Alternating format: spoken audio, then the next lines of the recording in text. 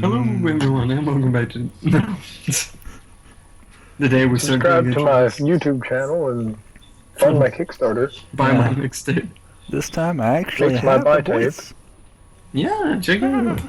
Ben is here and in person, and we did not use a random number generator again to give us responses. I am no longer a omnipresent being. Yeah, no, he tried the lifestyle, did not like it. Well, he was very on me that game, but not very present. Intestines on your brain, literally on your Intestines brain. on your brain. Yes. Absolutely horse foam. Horse foam. Okay, so let's see if this plays. Come on, then, work for me. What? Is it playing? No. If you start hearing pianos, Pianos? yep, How many pianos? like It's almost like a psychological survey. If you hear pianos, you're a certain archetype. yeah, it works for me. So Discipline, exhaustion, madness. don't look at that yet. Jake's flipping you off. Okay, so everyone ready to get started? Yes. I've got creepy piano music playing on my side. Just saying. You really? Okay, creepy, don't rest your head image on Yeah. the side, which has a disturbing lack of Dinkleberg. Yeah, I'm kind of yeah. offended. I was gonna replace the head with Dinkleberg, but I figured out that just like it being out of focus for a purposeful reason is better. Plus, in the center, I'm like minimized the Dinkleberg head so far that you can't even see it. Oh, so it is there, right? Yeah, it's there. You just I've made it so small that I was it's going just to say, I don't think I can put it on my It's channel. utterly like microscopic. I can't put this on my channel. We unless don't it have has Dinkleberg yet. If you want, you can just Photoshop a Dinkleberg tag there when you make the thumbnail. I think I'll just draw one. Please do. I'm waiting for the day that someone says, "Oh, you guys play Dungeons and Dragons too?" We're like, "What the hell's Dungeons and Dragons?" As to that really chill coworker I work with, Jacob, the one as big as a nerd as me, apparently. And he said, I asked him if he ever got into tabletops before. He was like, no, I've wanted to, but I'll probably be bad at it. It's like, dude, I DM. You Like, can't not be only bad that- at it. Yeah, everyone in my group DMs once in a while, so it's okay. Now, once that Dinkleberg head gets done, we can begin. It's done. Okay. I have no health and I'm a Dinkleberg. Alright, so let's get this started. Oh, yeah. Ha! Alright, I will begin this by reading the introduction blurb on the back of this book. Yeah. So, you can't sleep. It started like that for all of us, back when we were garden variety insomniacs. Maybe you had nightmares. God knows we all do now. Or maybe you just had problems that wouldn't let you get a good night's rest. Hell, maybe you were just over-caffeinated. It doesn't matter. Whatever it was, eventually you got to the point where sleep became a choice rather than a mandate. And then it just dropped off the list. And then, only then, something clicked. That's when you started noticing the extras. The extra door here or there. The extra window looking out onto a city packed with surplus buildings, hodgepodge towers standing shoulder to shoulder, roofs angling into one another, clocks chiming the 13th hour, and unfamiliar stars twinkling in the too clear sky. Streets and alleys that weren't there before, leading to late-night markers that sold things like laughter and indecision. When you took a long walk down the streets of the mad city, you stopped being a sleeper and started being awake. But that click you heard wasn't from the secret world snapping into place. It was the sound of the nightmares flicking off the safety and pointing a gun at your head. When you crossed over, you became a target. They could smell you now, if they can get close enough. The paper boys are closing in, and you better pray you don't become a headline. You're chum of the water, my friend. It's time you got ready for it, before the clock chimes 13 again. You're going to get tired, more tired than you ever have before. But mark my words, sleep isn't just off the list now. It's an outright enemy that'll strip away all of your vitality and leave you vulnerable. There's no going back, and from here on out, there's just one simple rule that must dominate your life. Stay awake. Don't rest your head. Welcome to Don't Rest Your Head. I like your drawings. TY. Yeah, it reminds me of home. Alright, so, Don't Rest Your Head is an RPG. Of course. Gonna be blah blah blah blah blah. Okay, here we go. Yeah, we're all familiar with this. Here's the basics. You and a few of your friends read this book and get together to play the game it describes. Obviously. That's, yeah. There's gonna be me, the GM, and who has turned up this music way too loud. There we go. Jesus Christ. This I've is... never heard of him. Shut up. I'll take care of bridging the world to life, animating obstacles, and blah blah blah. The rest of you each create and play a part of a protagonist character who has become awake in the Mad City. We both push the story forward, so we can choose either our normal thing of you guys deciding what you want to happen, and I give you what happens, like you know how we usually do. Or you guys will have more story-driven choice, and you basically tell me what you want to try and what you want the outcome to be, and I give you like the in-between points. So right now, which one would you like to? Which one do you guys would rather do?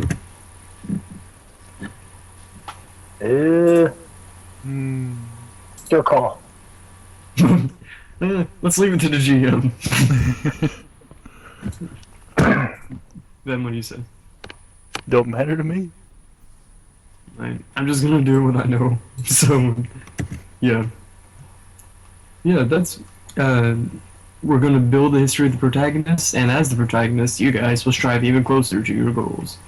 And, dear God, I didn't realize how weird the music I have playing right now is. It's labeled, you can see what's labeled as, like crying babies and shit in it. What we'll need? We will need 3 white 6-sided dice, which you will have that you don't see at the moment. These dice will signify your discipline, and to show you what these are, if you look over into your macros part right now, you guys can see discipline dice, exhaustion dice, and madness dice. Alright?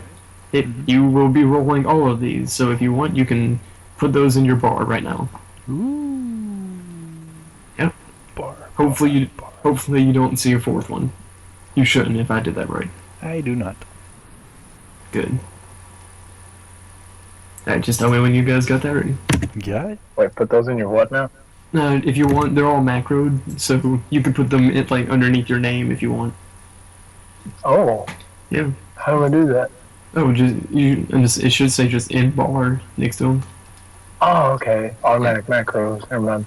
This game deals with dice pools instead of just straight up like couple like 2d6 or something. There's multiple dice, so in order to make things simple for us, I've made very Roll20 magic kind of macros that are really long to just type in. So I thought it'd be easier just to do this because we're rolling from tables. Now the white dice, your discipline dice, you'll mainly use 3 of them. The black dice, which you'll see what I mean by black dice, signify your exhaustion. You'll probably use 6. And there's 6 to 8 dice that are red, and these are your madness, both temporary and permanent. Also, you will see, if you look over to your handouts place, you have tokens. Hopefully. There are despair tokens, and there's hope tokens. Now, all you guys will be able to edit this, but I will be watching, so try not to scum your way out of it. I know.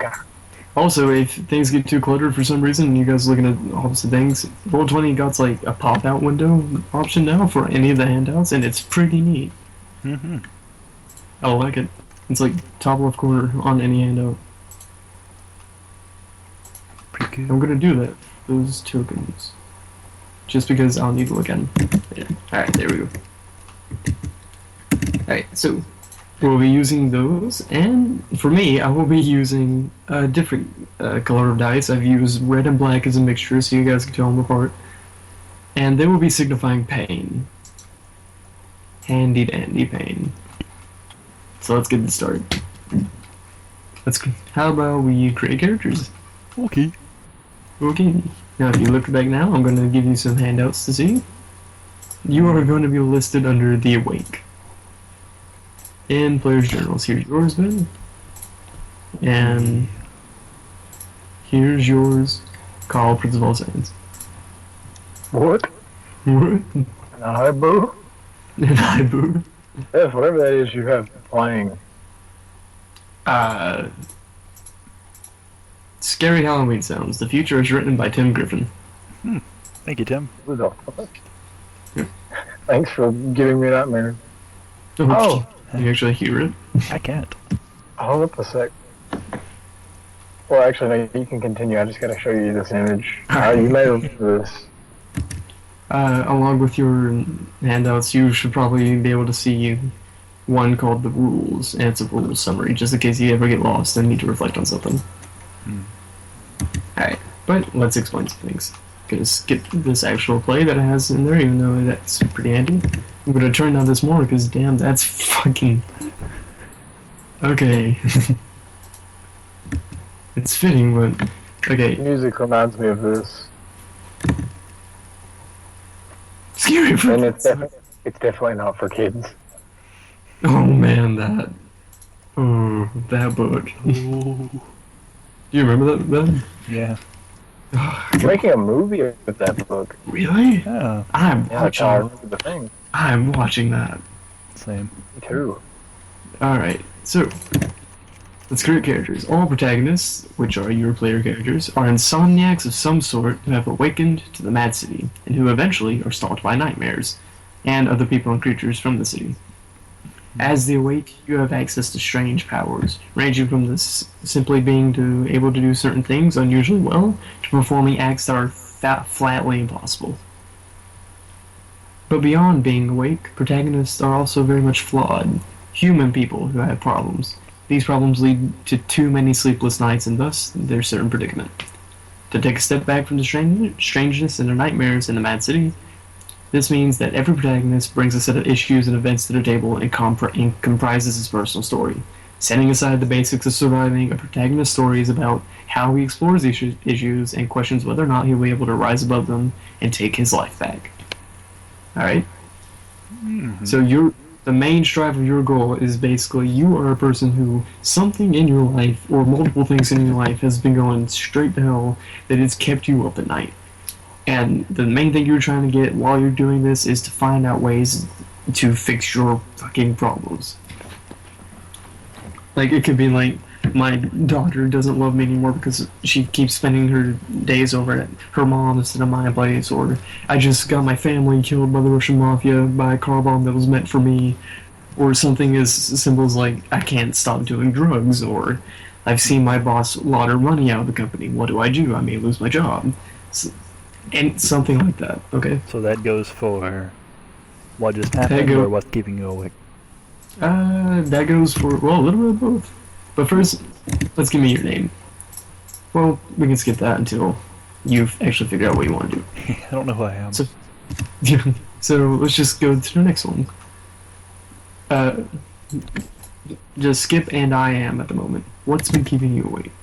This is the source of your insomnia. This is the thing or things that have been keeping you awake for so long that you clicked out of your normal reality and see the expanse behind it.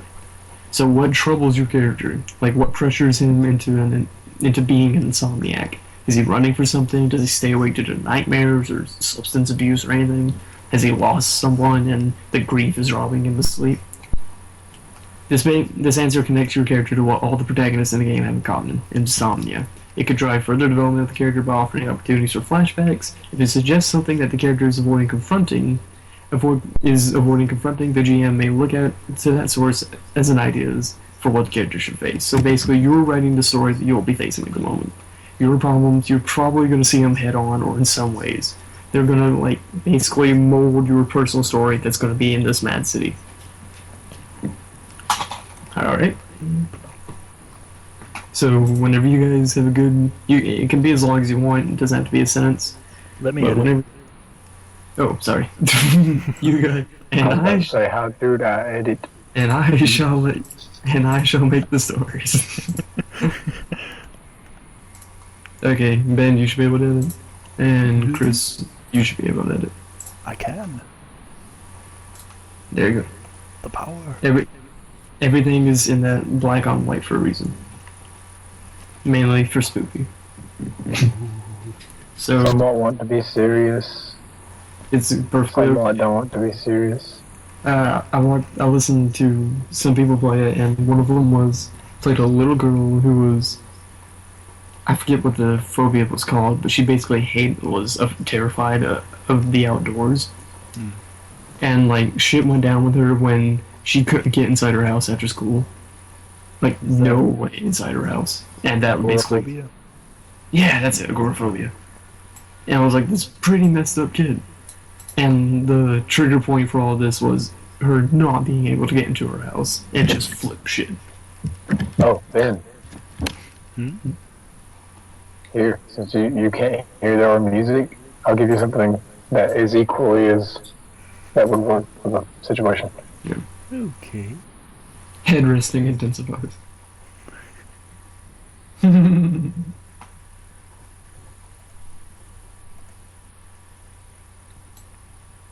Anyways, what's been keeping me away? If you guys want. Heal, oh no. No. Please. If you want. He keeps trying to get me to buy Go Bond power spray. If you guys want, we can skip over to a later part of this character sheet where you get basically demented superpowers, and you can base that on what your character can be. Okay.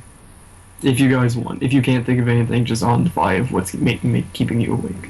That'll be better. Very vague, but this will work. Are you sure? Wait, what now? If you were having trouble figuring out like a certain thing to figure out what's keeping you awake, we can skip over to another part of the character sheet that's basically you have a choice of either this is a cool thing I could do but it doesn't reflect on me, or you can make it I have this power because of what's keeping me awake and who I am. Oh no, I already got the thing. I'm Alright, awake so because I have crazy superpowers and I don't know why. Ben, do you want to do that? Well, if you're having trouble. Okay. Maybe. Wait, let me ask you something, and tell me how valid this would be. I'm not using this, not at all. Okay. But how valid would it be if it's what's been keeping you awake, like your dude has a crippling addiction to caffeine? That works. Oh my god. That works completely. He's making himself. Like that was even an example in the intro. Was like maybe you were just over caffeinated. I actually was tempted to make myself, not the caffeine thing, the thing about nightmares, but then I was like, I changed my mind. Well, Healing caffeine feels more important. like the one thing that's basically required is like what's been keeping you awake. I've been doing drugs, and basically the next part is not the next part in the character sheet, but after that sentence, your next sentence will be why you're doing drugs. So like if I'm over caffeinated, why am I over caffeinated? And those two things make what's been keeping you awake. Like, So it's like what's been keeping you awake and your answer, and then what just happened to you. no, what's been keeping you awake is both those things. Oh, Like I'm over caffeinated because I can't go to sleep, or else my child who has very like bad medical issues during the night may start acting up, and I won't be there to help her or something like that. do I have to give a reason? I mean, Give them a little vague. or you One can that I just. or you can literally just say I'm over caffeinated because I just drunk a lot of pop. Hold up, I'm gonna save mine so it'll update, and you tell me what you think. Okay. There you go. It can be as gritty or as not gritty as you want. I'm looking at the wrong one.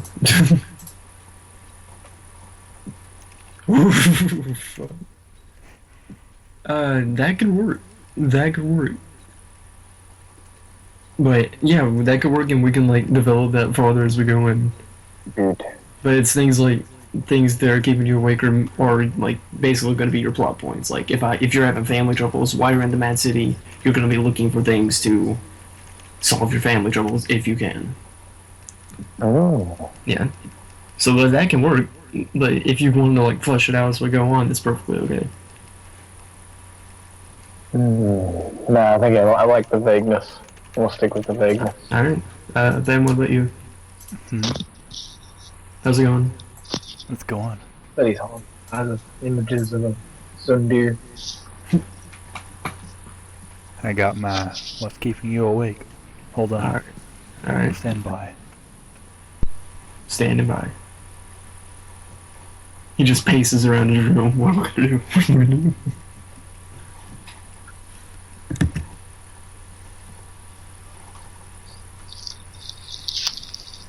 Ooh, there's candy wrapper. He is never without his candy. Oh. He squints. Me squints. Oh man.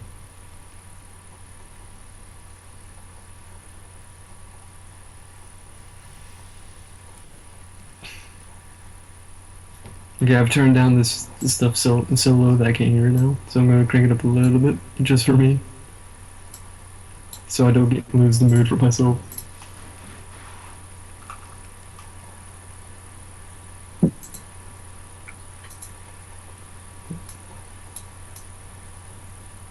I need to buy a mic like Ben's.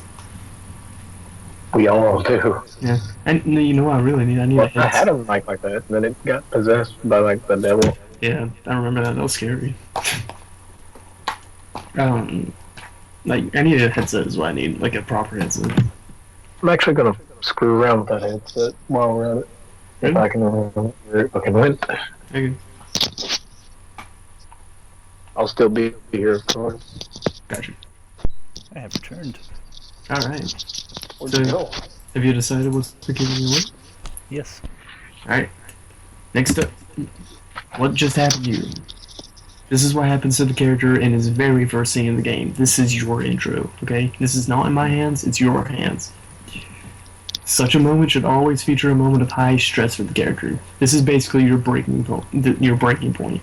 Okay? This can be different from what's been keeping you awake, or it can be something that led to it.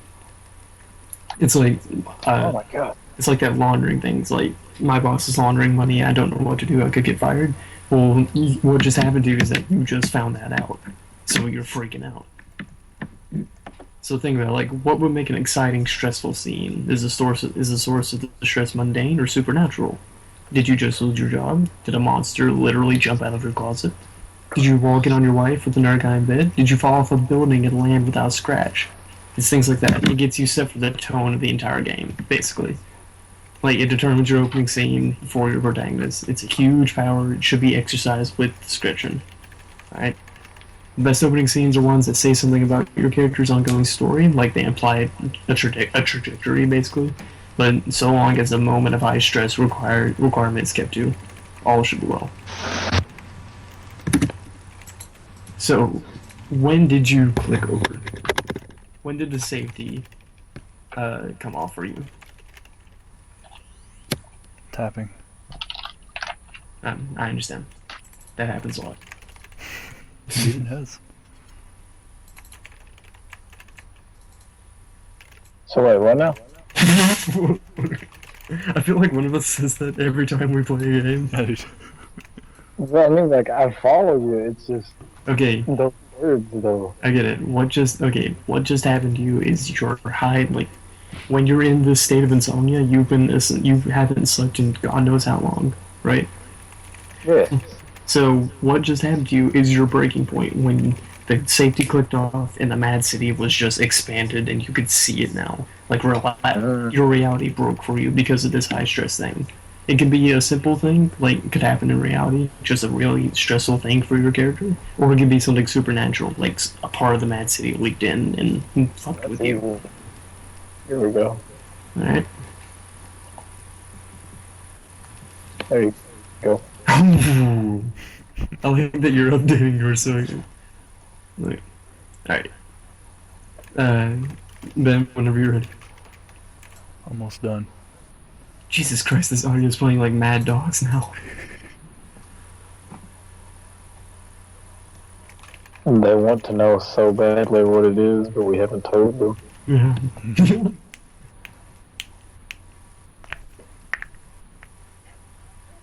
I'm actually really curious as to what Ben's is.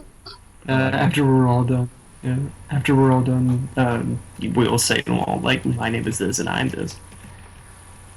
Okay, you My done? name is Yes. Shaquille O'Neal. Okay. Shaquille O'Neal. Okay, so what's on the surface? This determines the first impressions that the character gives off and tells us what's obvious about him. Like, who do you appear at the first blush? When you first meet someone, who's the person that you give in public? What's his physical appearance? What sort of personality does he have? Does he put his best foot forward or his worst? This is basically okay, I know Ben, and I know Chris. Yeah, I know the guys who you really are. But, like, your co-workers or the people you randomly meet, what's the front that you put up for people? The persona. What's your persona? Oh god, Morpheus, level 1. The full Arcana. It's a strong guide. This is basically how the world's going to interact with your character. It'll offer ways in which the fantasy turns of the world can help or hinder him. So we just describe like his No, it's physical features and personality traits. well, you describe his appearance and you describe his persona, like the person he is to other people, like to his coworkers or to the random people he sees during the day. Not his close friends who know the person inside, but the front he puts up to people. That's easy. Mm-hmm.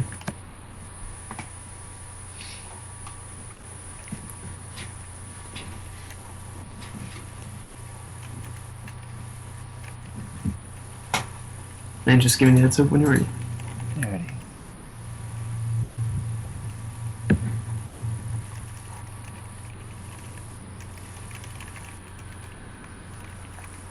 Jesus Christ. That was creepy. You heard that time? Yeah. It was screaming. Yeah. This is like the first thing I saw on SoundCloud when I typed in like scary background noise. That's really creepy. I like it. Yeah, I do too.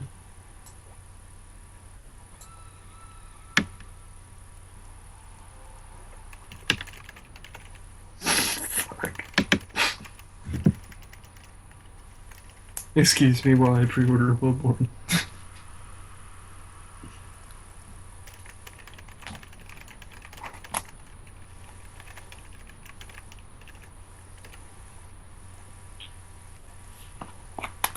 I like this. I'm done. Alright. Okay, Chris? Got it. Awesome. Okay. Now, what lies beneath? This speaks to your character's secrets, the part of himself that he doesn't want to show to the world if he can help it. Like, what's your real deal? What would be a surprising twist that plays counterpoint to what's been said about him so far? Like, who are you really underneath when you're alone or with your, like, the most closest people you know?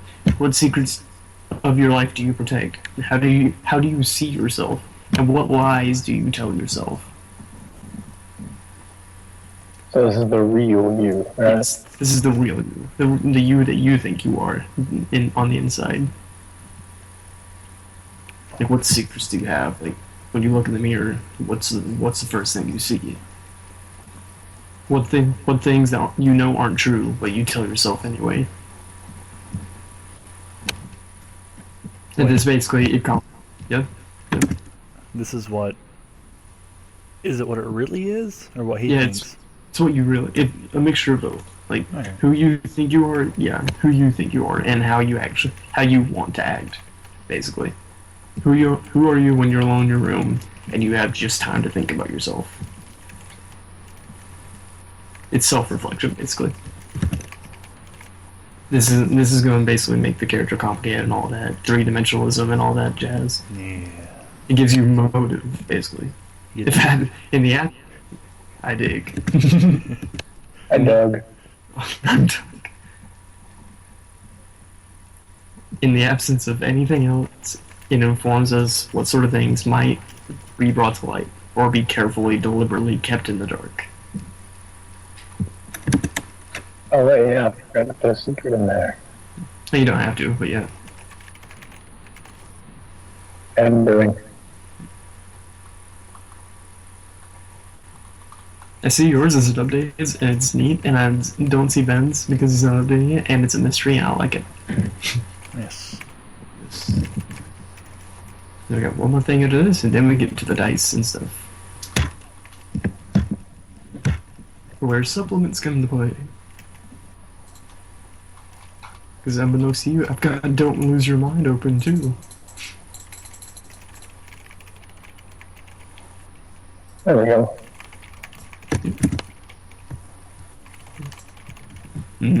Okay.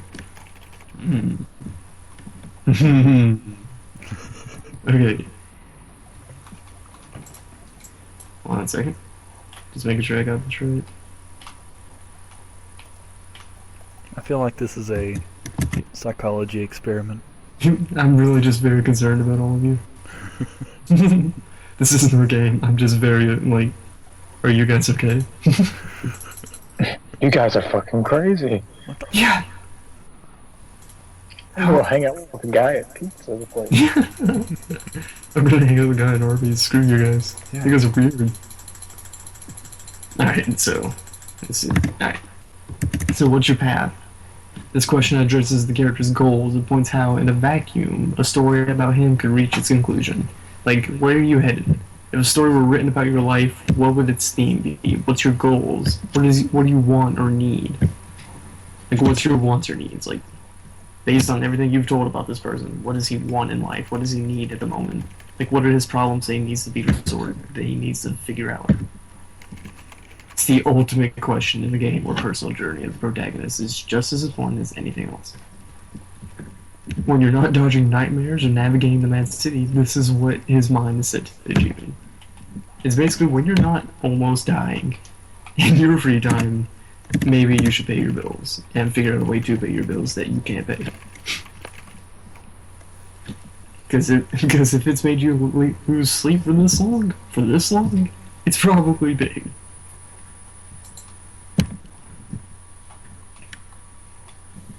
Asterisk, I do not guarantee a happy ending. Okay. But Asterisk, this is D and Dink. Do we ever get endings? Ben, you good? Yes. Alright. So, let's keep going. Let's set your discipline. So, discipline, the discipline dice is your general reflection of how skilled you are at pretty much anything you do. It's a general measure of his degree of self-control. Like, I'm in control. Like, I can do this. I have to discipline myself. All protagonists start with a discipline score of 3. A score of 3 means that your character will always roll 3 discipline dice. Alright? So those boxes underneath them, you got 3 of them. Leave them alone for now. Alright? That just, think of them as check marks. Alright? Okay. Alright. Check boxes. Yes. The score of 3 means you'll always roll 3 discipline dice when you roll them, whenever he attempts something. By comparison, normal people who aren't fucking crazy, they have a discipline of 1 or 2, so your character with a 3 is exceptional. Now, a protagonist starts with 3 responses, which he may divide up between fight and flight. So, skip over permanent madness and current exhaustion. Those 3 checkmark boxes that say fight or flight. You basically get a mark. You get only 3, and you can choose any of them between fight and flight. So 2 can be fight, 2 can be flight, 2 can be flight, 2 can be fight. All 3 can be fight for some reason, all 3 can be flight for some reason. These responses are like the distribution. Okay, this is a general indication of how much your character is angry and aggressive versus fearful and passive. So flight doesn't mean running away. Flight means you scream because you're scared, or flight does mean you're running away, or flight means something that's passive, not direct, like physical. Flight means that you can fly. No, no. You have wings. No. And fight doesn't mean just attacking. Fight means you're angry about something and you punch a door, or you break something important, or like you intimidate someone, basically. Right. So don't think of them as basically combat or no combat. Think of it as flipping your shit. Or Wait, did I hear combat and no combat? 5 plus 3. No, I'm kidding. Yeah. So you can choose What do you only do? Fill them in? Yeah, in each box I would put fight or flight. Depending on how you would think your character would react in situations. Is he more likely to fight or All caps. all caps? Alright. Alright. And just let you know that permanent madness and current exhaustion will come up later. Alright. Both of you good? Yeah. Alright. Next up, your talents. You can choose from one talent of exhaustion and another talent of madness. An exhaustion talent allows characters to be thoroughly exceptional, supernaturally so, at a particular thing he can already do. So, it's something that you're basically good at. Like, if you're good at gambling, if you've, like, become a pro poker player or something, now that you're awake, your talent, you being good at poker is now exponentially good. Like, you never lose a hand. Or, like, in high-stakes bets, like, you are most likely to succeed. Like, the difference between someone who's skilled at shooting and you being awake at shooting now is that that guy can possibly never miss. You could bounce a bullet off three walls and knock the guy's blade out of his hand while you're prone. Okay, you get it? Yeah. Okay, so that can be anything you want. Oh man. Anything. An extending Fly. rod. Flying. That would be a madness talent, not exhaustion. Fine. Well, These madness. exhaustion has to be at least based in reality. Even though you can do it supernaturally good, like guns are a thing. You flying people are not.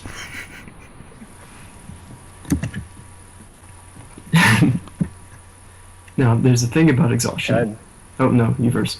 What? What if I'm really good with like raising my eyebrows? If you want. So then whenever I'm exhausted, I can raise them up to where I look like Shaq when in that picture. Yes. Scare people Yes. away. Okay. Yes. Now, this definition must be reasonably narrow in the DM's judgment, so once I see it, you basically... There's not really a limiter to it, but if you say, like, I'm so smart, like, it's basically... Okay, instead of saying, I am so good at math and algebraics that I can stand in a street, and then due to just knowing how people plan routes, I can estimate that there's a shortcut to my left. Now, that's perfectly possible, but I'm basically going to say that you're good at geographical algebra. I'm not going to say that you're good at math and geography. Like, you can't be able to, yeah, it can't be a list of things. Too general. Yeah, it can cover multiple things, but you can try to sum it up in one word, Yeah. basically, or one phrase. There we go. Like, you would, Tell me if this is valid. yeah, that would work. That would work. Good. So, what exactly is a madness talent? Amanda, are you done with your exhaustion? Yes. Okay. No, I just want to go to madness really quick. Oh, I Here's thought what you were talking about madness. No. No, all of that was for exhaustion. All of that was for exhaustion, yeah. Okay, so let's get to the madness. Madness is... Well, let me see if I can scroll back up and get it. I meant flip pages. Okay, a madness talent allows the character to do something he simply can't normally do. Outside of the realm of human possibility, this is what your madness talent is. It might be something as simple as flying without the aid of any device, reading minds, compelling others to tell the truth, or moving objects with telekinesis. A madness talent can imply several levels of power at which it operates, or may simply lock it in a certain level. Using madness talent pushes the character closer to the brink of insanity. If he goes insane, you could become a nightmare. So basically, now, here's where this supplement comes in. If you guys want, you could choose the letter between A through Z, and I have madness powers for you guys to choose from. If you just want to, like, deep in and see what kind that's available, like, get a good grasp of, like, what's really, what limitless really mean. I've already got one that would fit. Good. Alright, Chris, you want to think of one of your own, or you want to look at the, do you want to lose your mind? I got a good idea of what I want to do. Alright. Both of them's going to be the same thing. We're the same people. I don't know. Mine's kind of like, it really ties in with the character, like, really, really well. Good. Like, it can be really out there. Like, a good example is, like, I use my rib cage as an actual cage. It can imprison people. That's fucking cool. You That's stole my idea.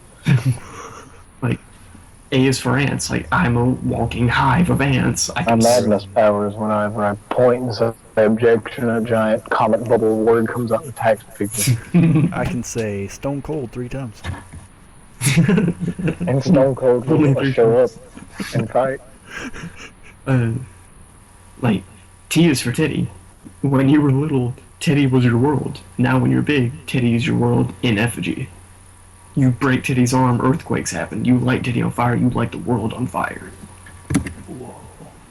Yeah. So Whoa. so it can be like it can be outrageous.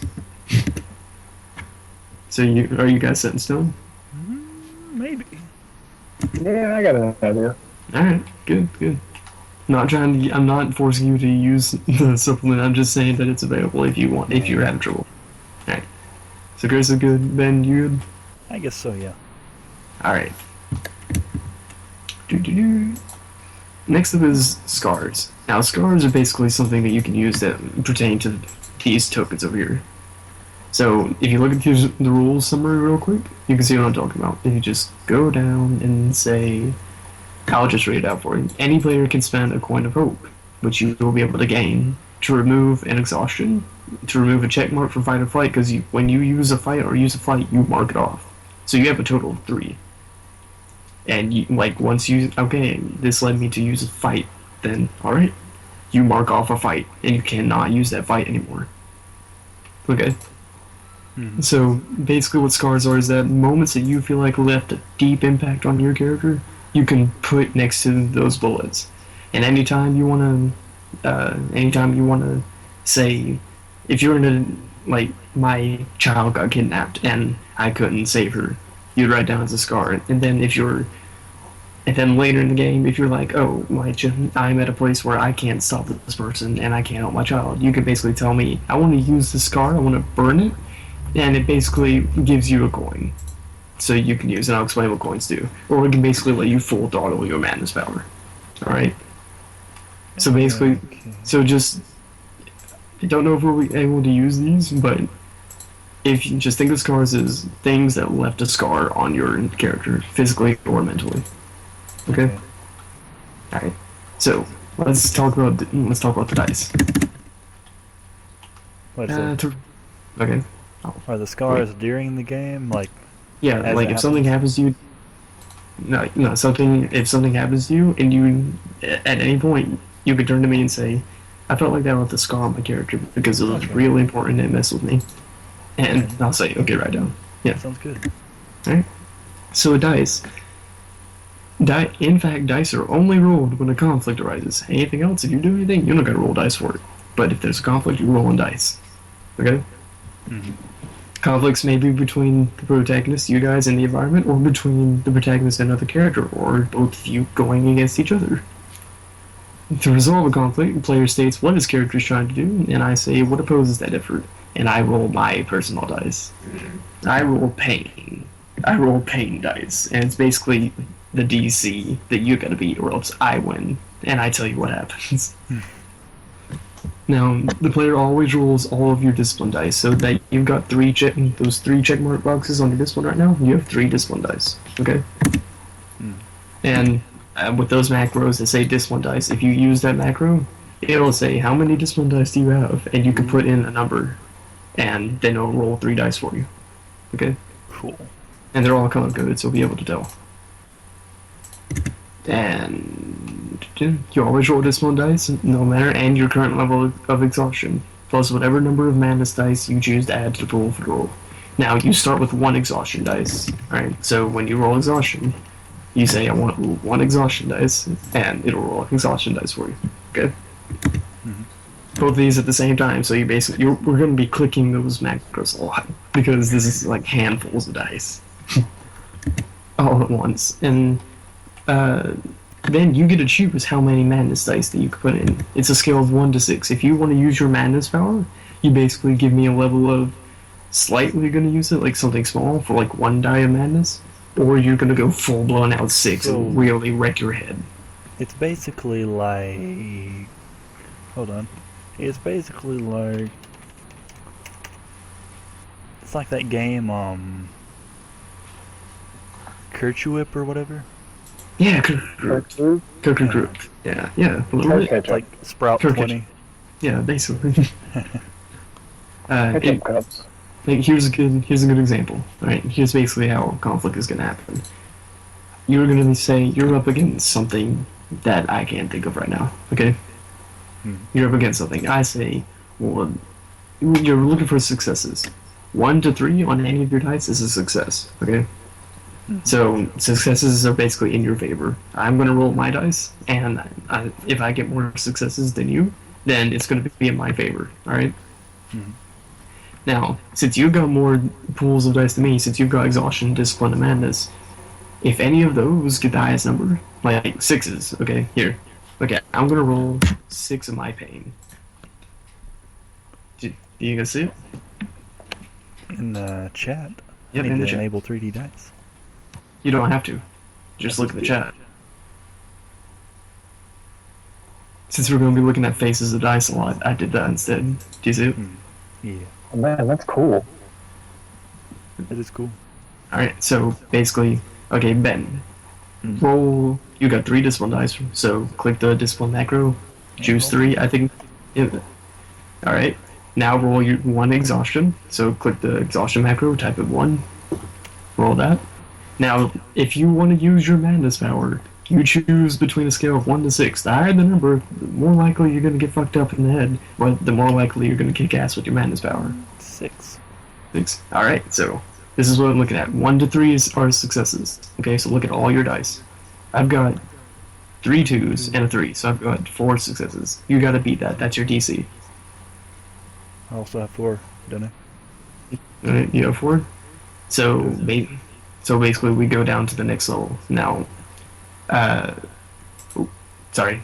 My screen glitched out there for a second. That was weird. What are you doing? Are you just switching around your dice? Find the 2. Where's the 2? 1, 2, 3, 4. No, you got 5. You have 5. Yeah, because your discipline rolled 3 too. Oh. You count all of your dice, alright?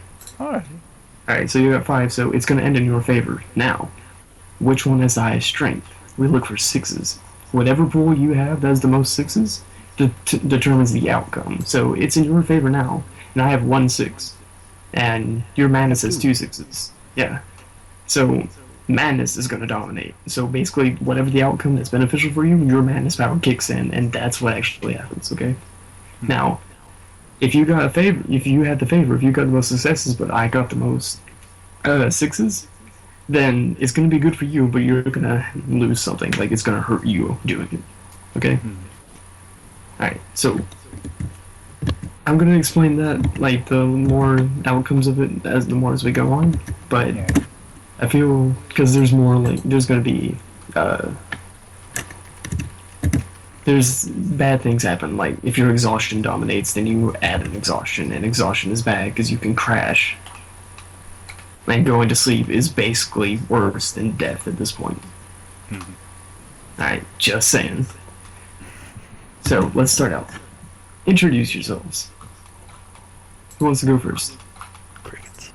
You can choose, yeah, put in my name is what your name is right now. And My on, name is Earl. and I am is like a sentence of who you are. Like, my name is John, and I am a musician completely out of a job. Or my name is Eric, and I am watching my life fade away. Something explaining who you are normally. And, like, the high stress, that's why, like, you being insomniac. The sentence of who you are, like, my name is Brad, and I am, like, Oh, Brad. Welcome to Alcoholics Anonymous. exactly, yeah. And I'm an alcoholic. Yeah, you can put that. Huh. So, that's the last thing you'll have to fill out right now. Okay.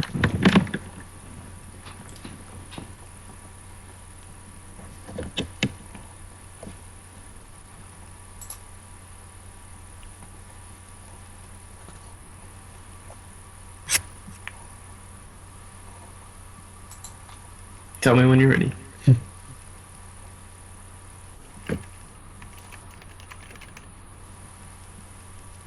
I'm ready. I'm not entirely sure what I just did. Allow me to redo that. I like yours, Ben. I like your and I am. I made it so he wrote it instead of me. I really do. I really like it. I like it. Chris, whenever you're good, tell me. Wait. Okay. Got a form. Who I am. I'm gonna clear this chat history so we can not get confused by these dice.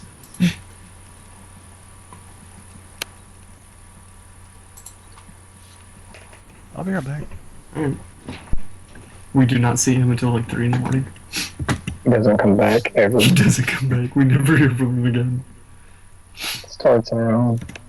Oh god. I like that name. I like both of your names actually. I didn't take it. My parents did. Oh. Oh, my Yeah. name's not cool. Did you put your NI in? Oh yeah, I see. What? Yeah. I'm waiting for Ben to get back. I'll let you guys choose which one goes first. Oh shit. Or what? Oh shit. Hold on. I deleted everything. It lives.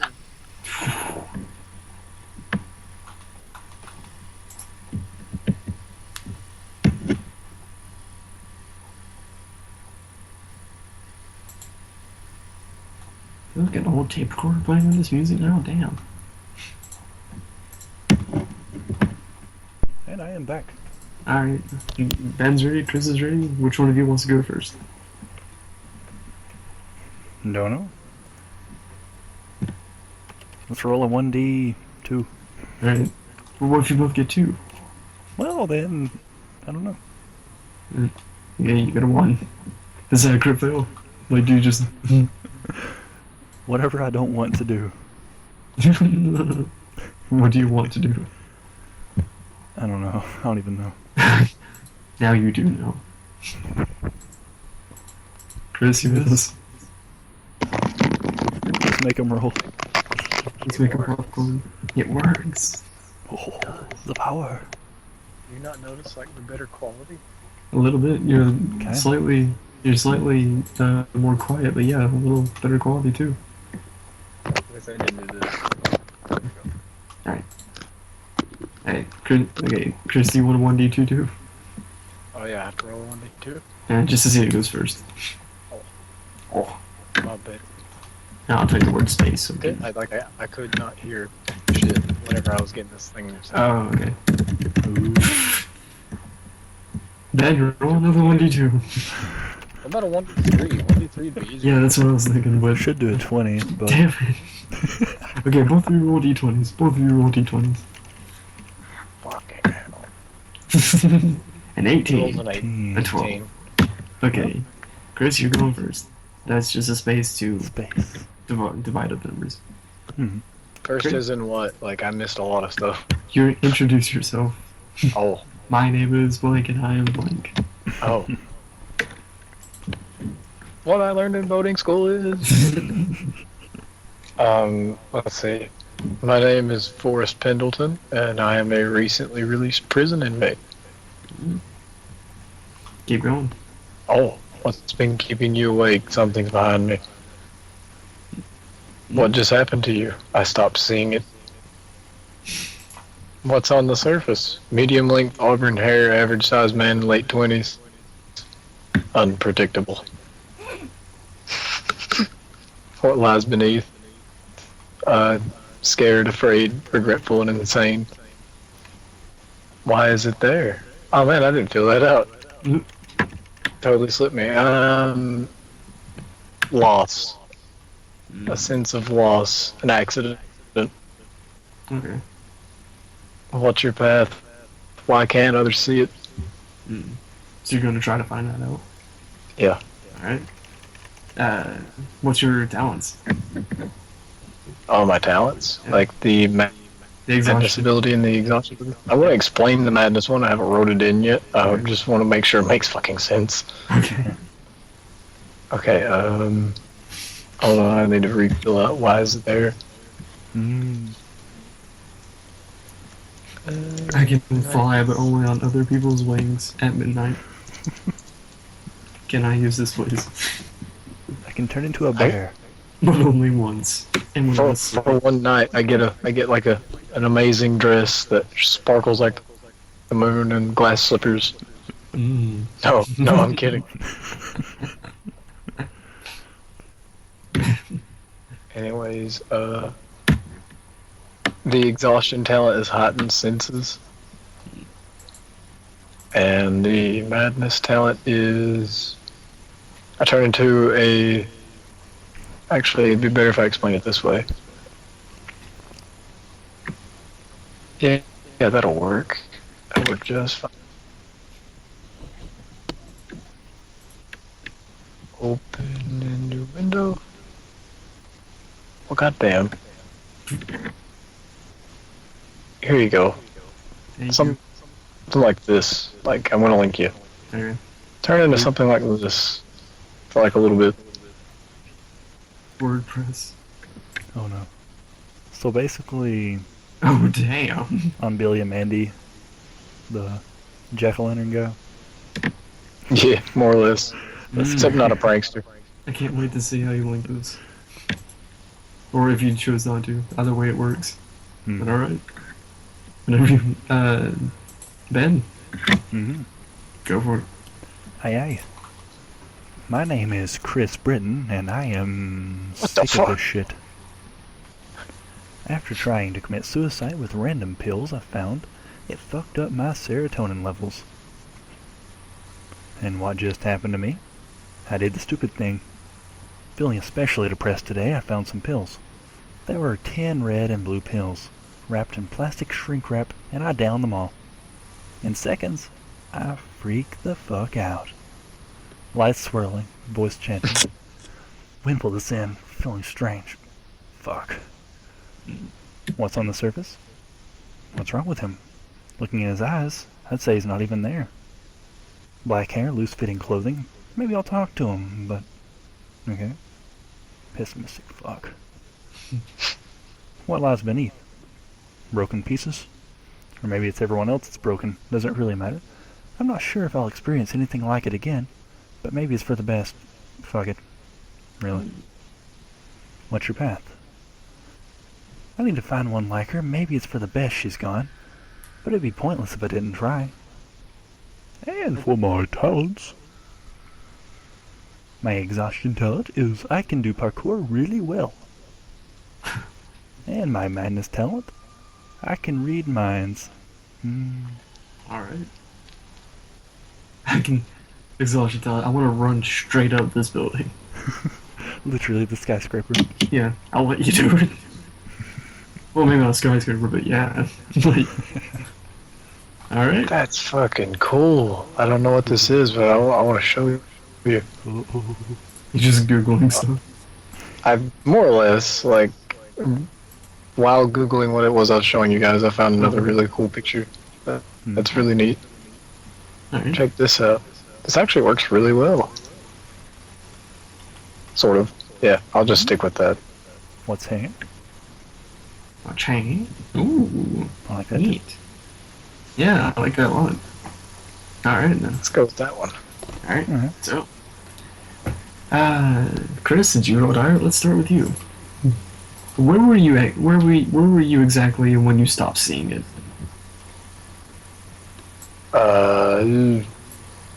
Hold on. Let me think of a good one. In my bathroom. In your bathroom? In my bathroom. At your home? Yes. Alright. Like, describe to me the scene. Like, what were you doing, like, after you stopped seeing it? What happened? Like, how'd you react? I was sitting on the toilet, and I got that feeling that it was there. And then I looked up in the mirror, and there was nothing behind me. So I immediately flipped my shit and, like, kicked my door down. And all the while, like, my pants are down. And so I stumble through the hallway, trip on my legs, get back up, shuffle to the living room, and then call the phone. Like, I dial a number. Mm-hmm. I wait to see who picks up. Person I anticipated picking up the phone picks up the phone. I know I'm not in a dream. Hang the phone up. Lose mind. Flip shit. Wreck your coffee table, things like that. Yeah. Like, just crazy man stuff. Cushions everywhere, like, could punch a hole in your wall if you could. Probably did. Who knows? Probably did. Not telling you. Probably did. Alright then. While you're flipping your shit during this, like, while you're just being a crazy madman, do you have any neighbors? Yes. I mean, you do. They're probably concerned, but they know not to mess with you during this time of night. No, they're definitely not concerned. Okay, then. Alright. So while you're doing all this, your phone rings again. Oh shit. It's just your average, like your dial tone and everything. Well, not dial tone, like, Okay. there's something about the... It's ringing it's ringing and the floor, like, lopsided right now. It's amazing it's still on the hook. Mm-hmm. Do you pick it up? Like, what do you do? I look at it apprehensively for a while and wonder whether or not I should answer it. I then look behind myself, realize nothing's there, then pick up the phone, like, hesitantly. Once you pick up the phone, you hear a voice go, "Hello, sir."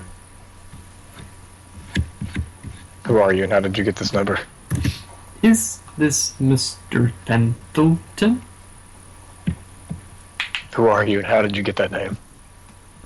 We know a lot about you, Mr. Pendleton. You don't know shit. We need you to come with us. You have been wanted, and we are here to apprehend you. You and what army? Please do not make this complicated, Mr. Pendleton. I didn't do it, I swear. I did my time. You can't control me anymore. You are wanted for disturbing the peace in a polite area. And with that, you hear a knock on your door. Good knock. Throw the phone on the floor. You throw, okay, it clangs. You hear the ringing on just go clink.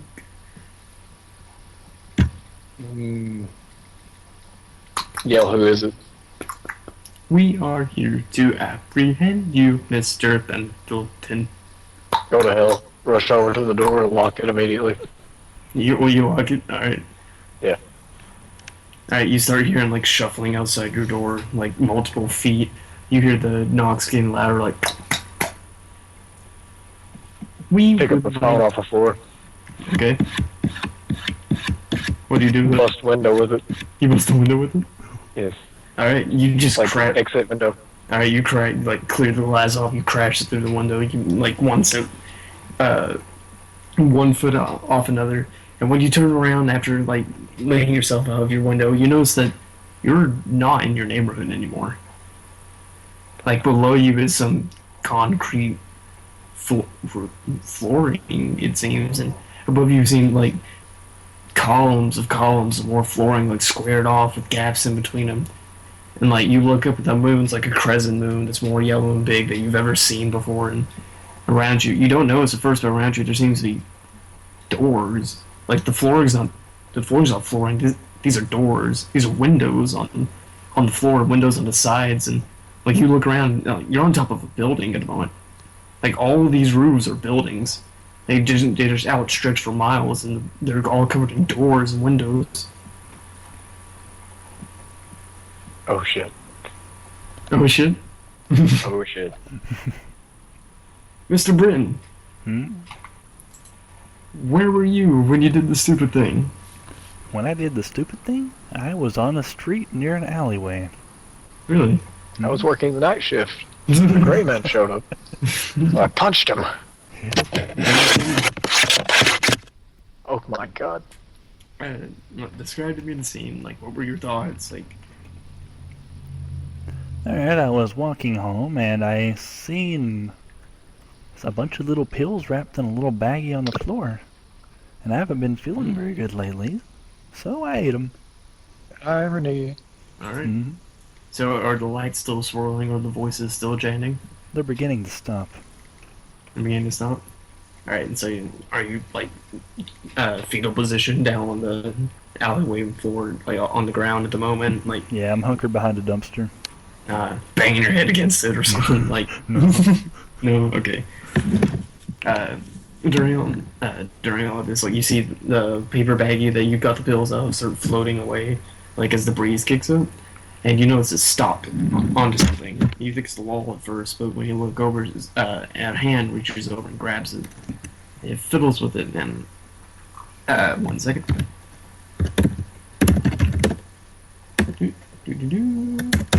All right. So, yeah, you say a handful, it's a gloved hand. For all you don't really, you don't notice it at first, but uh, the man, and there seems to be a man just holding it in his hands with you, and he's down the alleyway a little bit, and it's a slender kind of guy, like overalls and a dirty jacket and like scuffed boots and like, dress pants, it seems, and underneath is like a white formal shirt, and like you don't notice it at first, but his neck kind of stops. Like it's not cut off or anything; it just stops, and above his neck, it seems to have he seems to have a straight pin for a head, like just a floating straight head, like blown up to head size, and on top of that, like hovering a couple inches above the pin, is a fedora, like a black fedora. Oh no! And he crinkles this plastic bag and he puts it into his coat pocket and he goes, "Ah, well, this is pretty good evidence. I'm pretty sure the tax man would like to see this. And this will make a rousing story. Thank you very much, boy."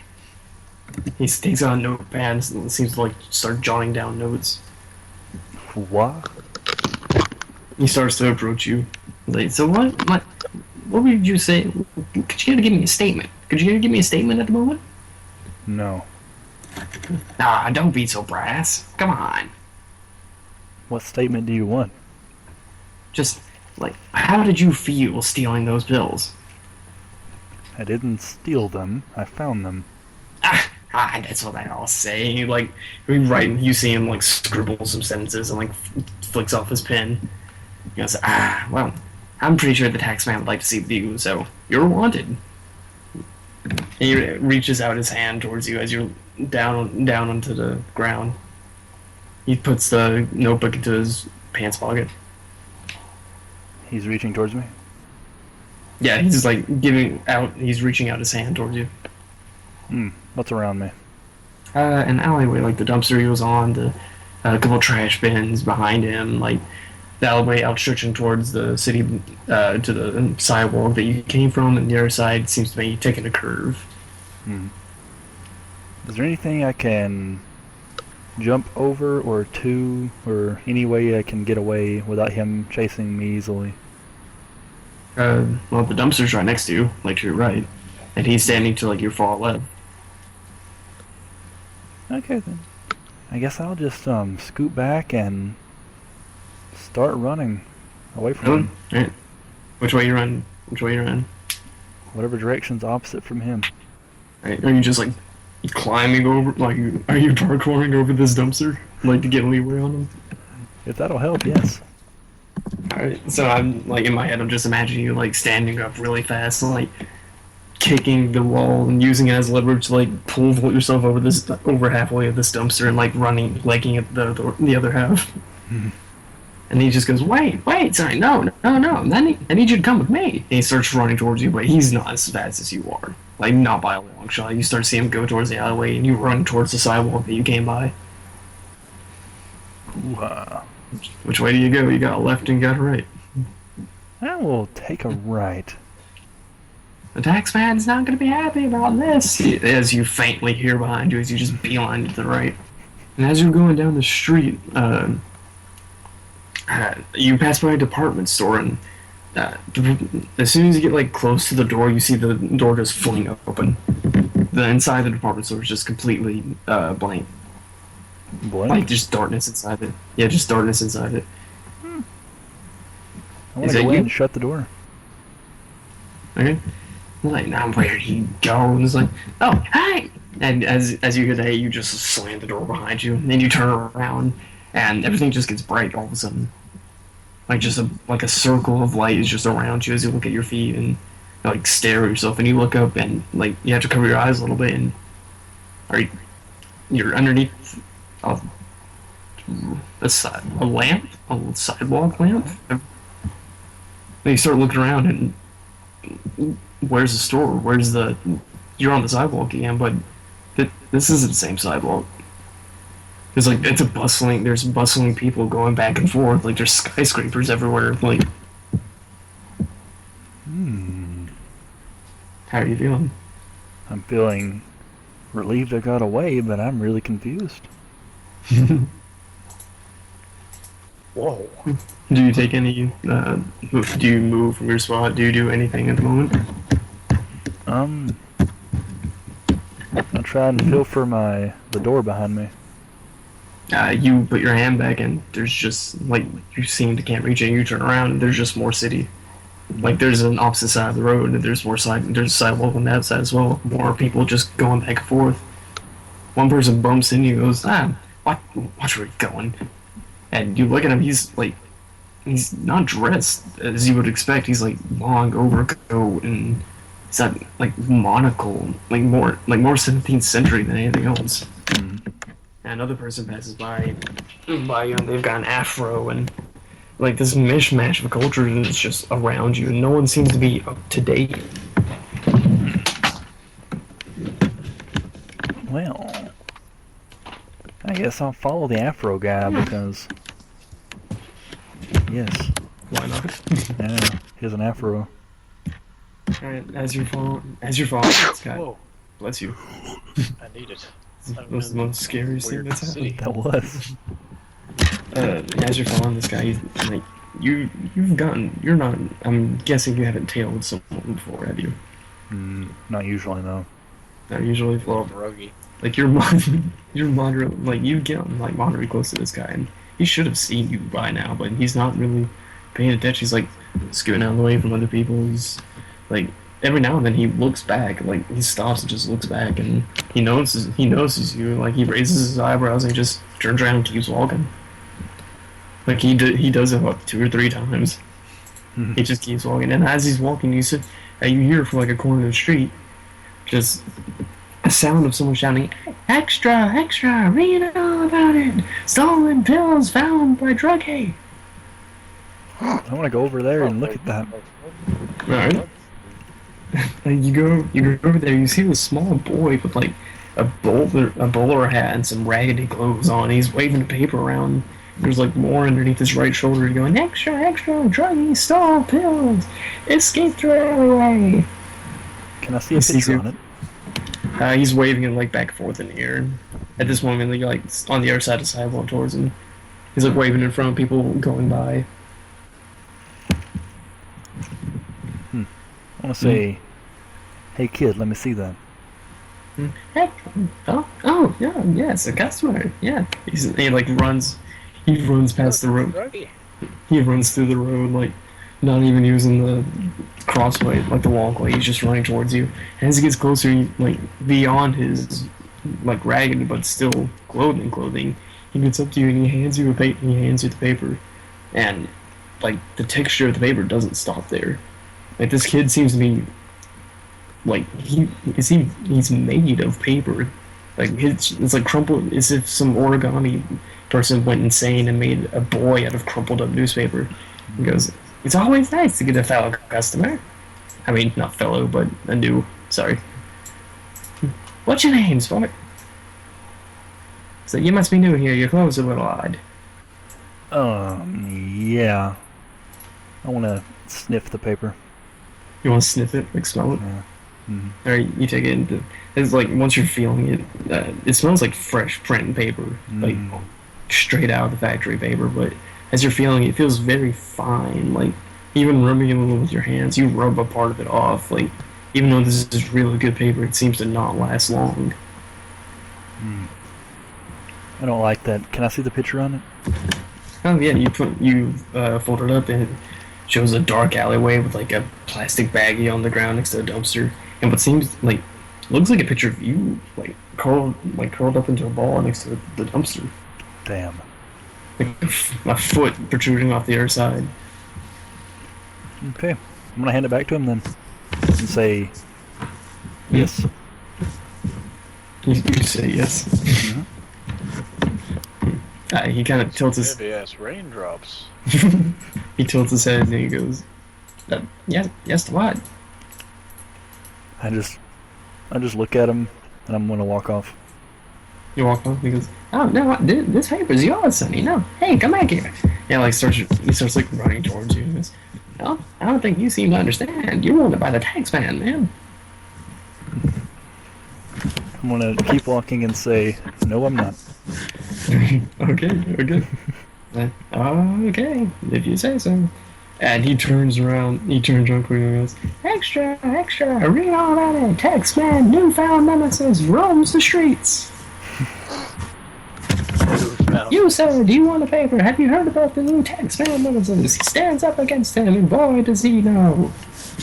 Oh, Lord. Meanwhile, Suddenly reevaluates his job as a artist and newspaper salesman. making pizzas on the side. Please.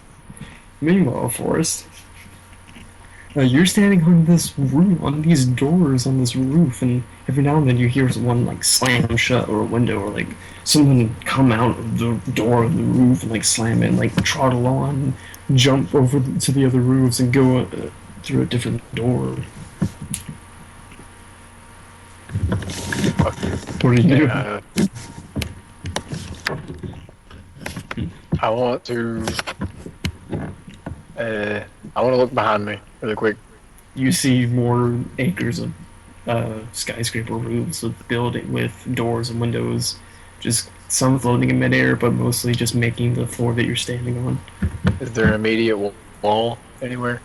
A wall? No, you seem to be on top of the walls at the moment. Oh shit. Okay, I want to walk over to the nearest edge and look over it. And you look down, you are on like a multiple colonies of stories of the skyscraper. Like you can see the streets below you, but people look like ants from here. Okay, I want to lay down on my back and stare up at the sky. So it's got a crescent moon, giant yellow. It's like it seems fairly close. No stars in the sky. Okay, I want to hastily get up off the ground and then look for the nearest exit. Well, the nearest exit is any like several inches around you, if you want to be precise, because you see people coming in and out these doors, windows. But the building, the rooftops seem like they're compact together. Like you can jump across them if you like just give some, go for it. Like it seems fairly easy, to be honest. Every now and like next to a window slams that's just been hanging in midair, it just slams shut. Another one opens, and like this crawling like thinly armed man comes out and like walks around and like gets up next to you, and he looks over and he just waves a giant comical hand, his face just a pale white. Is he near me? Yeah, he's like directly in front of you. His other hand's like opening a door slowly behind him, and his is stiffing his foot in. I want to tell him to fuck off. He takes back his hand really fast and makes a fist out of it, and his smile just turns into a big deep frown, and he kind of looks down and he just steps into the door and closes it behind him into the floor. Okay, I have no better options. I want to go in that door. You want to go in that door? Yes. Alright. Explain to me, and like, are you just diving deep, go into it, or are you like methodically opening it and like looking in and see what's happening? Yeah, I'm just gonna like open it up, poke my head in really quick, see if it's safe, then go in. I told him to fuck off, and then he went in the room he went in. No other place to really go. There's like 100 doors. Might as well follow the old scornful man. I know him. Yeah, you know a person. Okay, you go into this door, you stick your head in, and like you stick your head in down, but you come into an upright room. This room seems to be just multiple wards of just cubicles, it seems, and you hear the typing of like typewriters going.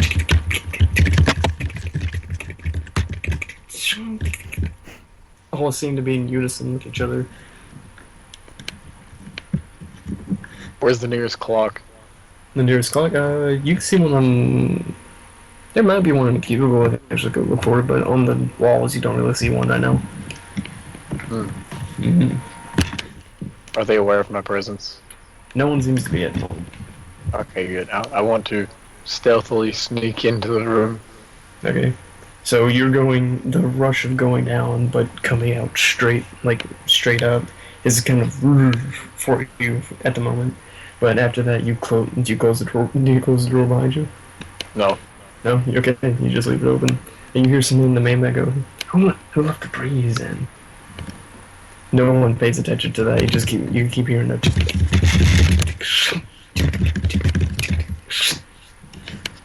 want to shuffle and put my back to the closest wall that I can get to. All right. You do so. Do you like? Are you trying to peek over or something? Yeah. Yeah. Okay. You look over and it seems and you see this person typing on this giant typewriter, like it takes up most of the desk. And he keeps typing away, and you notice that like right above his head, a blown up push pin is there. And on top of that, it seems like old, like 70s style, one of those curved hats. Not a bowler hat, but one similar. He's just typing away at it, just meticulously. Just his hands are going free wire on it, like overalls and a dirty jacket. Just and as you look over to the other cubicles and like from in your peripheral vision, as you glance over, you see more of these people, like more pinheads, just going wild and crazy on these typewriters. Is there anything in the immediate area I can pick up and wield? There's a pen coaster and a stapler, and there's the stapler. You take the stapler. Yeah, I want to take the stapler. Okay, you take the stapler. The guy kind of you basically just like put your arm over really quick and take a stapler, and the guy looks up, and the pinhead looks up and goes, hey, what are you? And he like goes back down and starts. Do you have an appointment with the tax man? No. I don't know who the hell that is. He can. That's a good one. You must be new here, aren't you? No. Yeah. Alright, suit yourself. Whatever. Just walk off. You just walk up. Okay, which direction are you going? To the left. To the left. Alright, you see like this. You see an elevator, and but like far along the wall, you see like a giant window pane. On the opposite side of this window pane, you think you see another elevator. I want to go in the elevator. Which one? The middle one. The one closest to you? Yes. Okay. You go in and it has an up and down. You seem to be it says 37th floor out of 158. And one floor is marked like some buttons are red, the majority of them are blue. The main one, the one on top, is like just 158th, and it's like labeled a yellow glow around it. Oh. And there's a bottom floor. It just says first floor.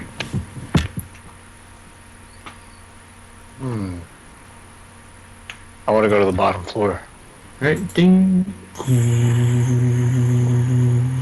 ding, ding, ding, ding, ding. About 5 minutes pass. And like the doors open again, just ding. And like 3 pinheads come in, all wearing different hats. One's a top hat, like one's an fedora. And they come in and it just shuts, and they're all standing around you, like kind of back behind you. Ding, ding, ding, ding, ding. Oh, damn. You won't believe the day I had. Oh, really? What happened? They all have the same voice. I'm not doing that on purpose. I'm doing that on purpose this time. Good. I was actually expecting that. This kid in an alleyway, he almost only asked for an interview and he gave me just one word in Rams. Oh, really? Wow. You can't win them all the time. I was like, yeah, I know, but I should be better at this, damn it. Does there happen to be a clock on this elevator? There's one right above the door. Okay, what time is it? It says 13:38. Okay, I want to shut my eyes, hold them for 5 minutes. Okay. What's going through your head at the moment? What the fuck is going on? Hey, buddy. Like 4 minutes in, a tap on your right shoulder. But hey, buddy, you okay? You look back and all of the push pins seem to be angled at you. Fuck off. I want to look at the clock. You hear like rustling of notepad paper behind you and like some scribbles as you're looking at the clock. It's now 13:40. Another ding happens. It goes, oh, I'll see you guys later then. You take care of yourself. It's like, yeah, you too. And one of the pushpins steps out. And oh shit. And the door closes again. It's like, man, this elevator needs to speed up. Hey, haven't I seen you before in like a tattoo your left shoulder? I'm pretty sure I've seen you.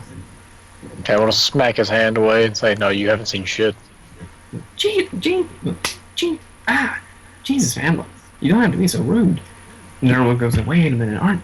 No, he's that guy from the wanted posters, isn't he? And everyone gets a little more quiet. No. Yeah, no, that can't be it. Why would he be in a place like this? You drink Pinhead to your right. I'm telling you, he's the guy. He looks just like him. I mean, look at him. You hear a ruffling of his pockets. Okay, which one of those is saying that? The right one. I want to club him over the head with a stapler. You do. Okay. You go up against Pinhead. That's gonna be, yeah, like 3 pain dice. So get your dice out. I'm gonna roll 3 dice. Mm-hmm. There's mine. Roll your exhaustion. Okay, you roll your discipline. You roll 3 discipline dice. You can add. You have 1 exhaustion dice by default. You have 1 exhaustion. And if you want to use your madness power, give me 1 to 6, however many madness dice you want to use. I don't want to use it at the moment. All right. Well, roll your 1 exhaustion then. 1 exhaustion. 1 submit. All right. I've got 1 success. We're looking for 1 through 3 for successes. Mm-hmm. He has none, You have none. but he has 2 6s. You have 2 6s. Now those are in different pools though, so you count that as 1 6 and 1 6. I have no 6s, so your exhaustion dominates. Now it's in my favor, but your exhaustion dominates. So when that happens, this happens. If you can, again, rule summary. It's a good thing to keep open. Trust me. If exhaustion dominates, 1 second. If exhaustion dominates, your resources are taxed, meaning that as you try to fight this thing, you get tired during it. Increase exhaustion by 1. So on your character sheet, underneath current exhaustion, basically check off 2 because you started with 1. Now you have 2. Okay. Current exhaustion. What would that be? Underneath permanent madness. Just look for discipline, and it's like the second one down. Okay, cool. I see it. Now is that? Do I put it at 2? Yeah, you put it at 2. So basically, check off 2 of those boxes. That's the total amount of exhaustion dice that you have. If you get 6 and your exhaustion dominates, which is more likely the more exhaustion dice you have, you crash. And if you crash, you fall asleep, which is terrible, or face some other serious defeat like death. Okay. Mm-hmm. Now, falling asleep is a lot worse than death, and the only way you can survive that is that if you have people on guard while you're asleep. So, tell me how things go. How does this work out for you? I succeeded? No, I succeeded because I had 1 success. Like, I had a 1, you had nothing. Oh, okay. So I gotta tell you how I failed, pretty much. Yeah, basically. And how it tired you out. Okay, so... Or, let's see, goofy pinhead thing is mumbling. Whatever it was he was mumbling. So then I just rampantly start, like, swinging the stapler like a madman. And he just, like, moves out of the way. And then I fall to the floor. and you fall on the floor. Yes. Alright, as he moves, like a paper like drifts out. His body goes, ah, man! And it like kind of floats down onto your chest. Oh. Yep. I want to pick it up. Right, if you pick it up, it says, wanted, disobedience from the law, disturbing peace in public. And it shows you in your house, like, from the perspective of your front door. Like, the front door's opened in your hand. Mm. See? I told you it was him. It was, oh, man, we gotta report this. We gotta, ding. You see a front lobby. You run? Yeah, I'm gonna run Alright, with the paper, like, walled up in my fist. with the paper. Right. Yes. They see you start to scramble up to your feet. He goes, wait, catch him! Now, both of these guys are gonna try to catch you. So, if there's 3 for 1, that means I'm rolling 6 pain dice. Let's go. Ooh. Should have put a space in between these, but yeah. And You have 2. and discipline or exhaustion? Both of them. You have 3 discipline dice, but you have 2 exhaustion dice now. So that's more likely for exhaustion to dominate. And if you want, Okay. you can use your madness power. Let's see, discipline. Oh shit. And 2 exhaustion. Oh shit. Let's see. I'm going to use my madness power. Alright, how many dice do you want to roll? You can get up to 6. It's kind of, think of it as a level of how much of your madness power you're going to use. 4. 4? Alright, roll them. Damn it. No, you got 1, 2, 3. You got 3 successes, and I only got 2. So it's in your favor. How many 6s do you got? How many 6s do I have? Like in total on this? Well, in each of your pools. Like, what's your highest amount of 6s? I've got 1. 2. 2? Which one? The discipline. Alright, so we go one lower. We go one number down. So I have a 5. Do you have more 5s than me? No. I have 2 6s and a 4. Alright, so it's in your favor, but pain dominates. So, yeah. You pay a greater price. You pay a coin into the despair coffer.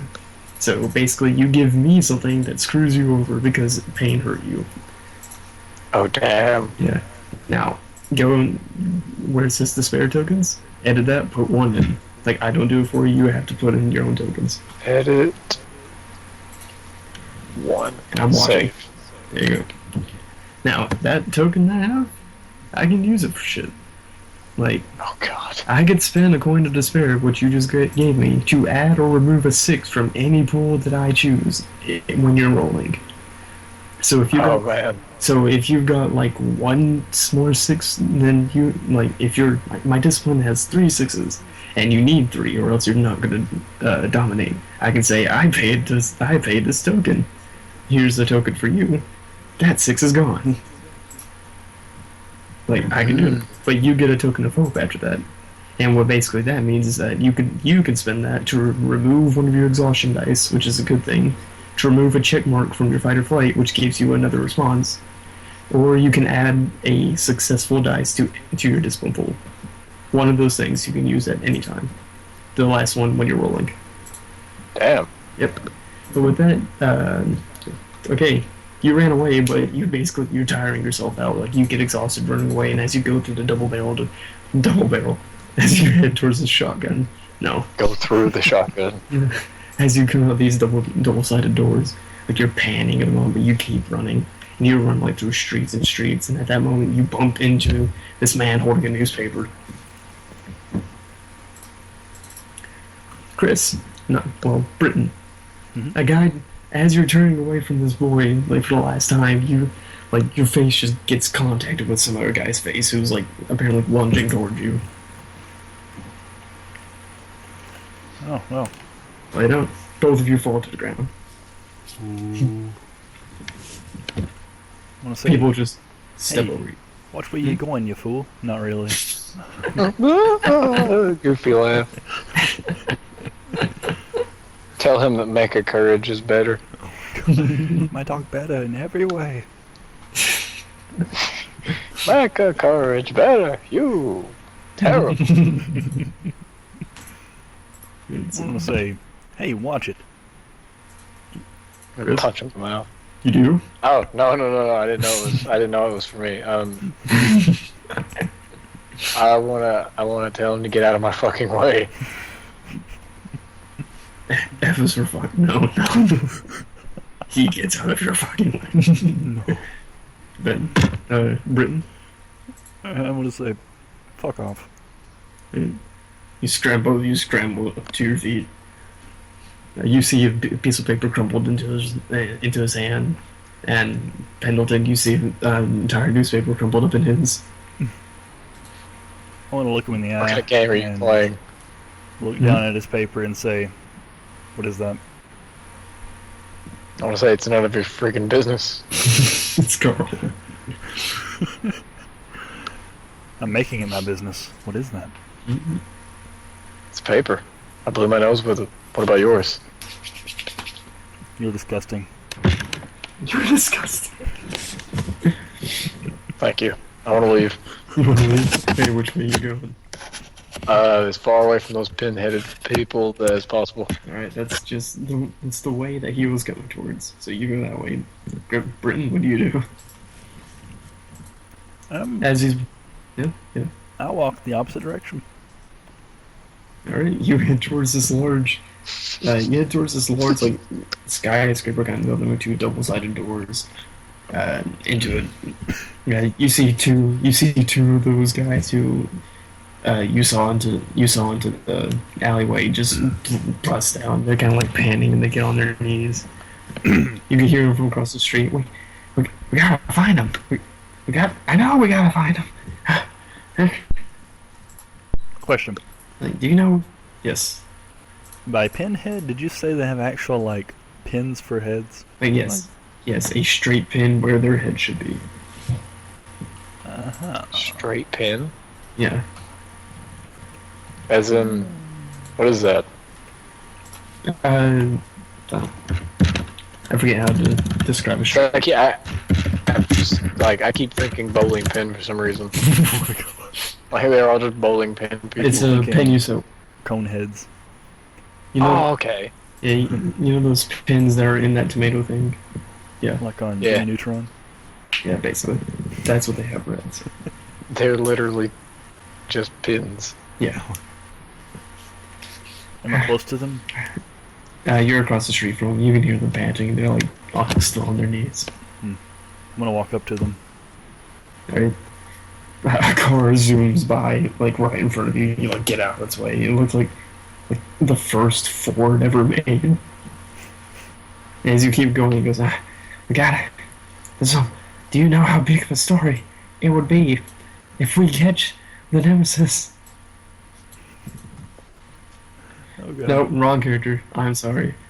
I got you guys fixed up. The Nemesis. Yeah, sorry. If we Project catch... Nemesis. Oh my god. But yeah, if we catch him, you say if we catch him, go. Eliminate STARS members. 1AL. Hey, you. What? You see the pin, the neck turn towards you, and the pin like turn towards you. The other one's just still panning. Where is the Taxmaster? What was that his name? You mean Taxman? Taxman. Yeah. Taxmaster. The Taxman. Wait a minute. Aren't you? Isn't? It's like no. That's not him. That's not. Are you sure about the wanted post? No, we were running away from him. Why would he come back and ask us that? Oh. Not running away, chasing. Sorry. Yeah. Man, the Taxman is upstairs. The penthouse. Much Hey, obliged. if you're gonna go see him, wait! As you head towards the door, if you see him, don't tell him that we're not doing our job. We're doing our jobs. We're and the airman chap said, "We're on the case." Yeah, we're on the case. Right. You going? Yes. All right. There's a front lobby, very vast, an elevator to your left and right, like a big painting of what seems to be this like sewing tomato. And just that, and a tie draped over around it, and one of those pinheads just like typing onto a computer terminal on top of this, in front of this front lobby desk. Do I see the elevator? Yes, one to your left and one to your right. I'm gonna go to the one to my left. All right, you head towards it, dings it, and goes, "Sir, do you have an appointment?" And you can hear the elevator start going down. Yes, indeed, I do. Oh, can you give me your name, please? No, I cannot. Sir, wait, ding. You see the pinhead to get up as the elevator door swung open. I'm going to go in and Okay. press. Do I see a penthouse one? The top one? The top one it says 158th and it's glowing yellow. The other ones are of various blue and red. Wait. The main top one's glowing? Yeah, the main top one is a glowing yellow, while the other ones are glowing blue and red in a variety of ways. I guess I'll press the top one then and hit the closed door button.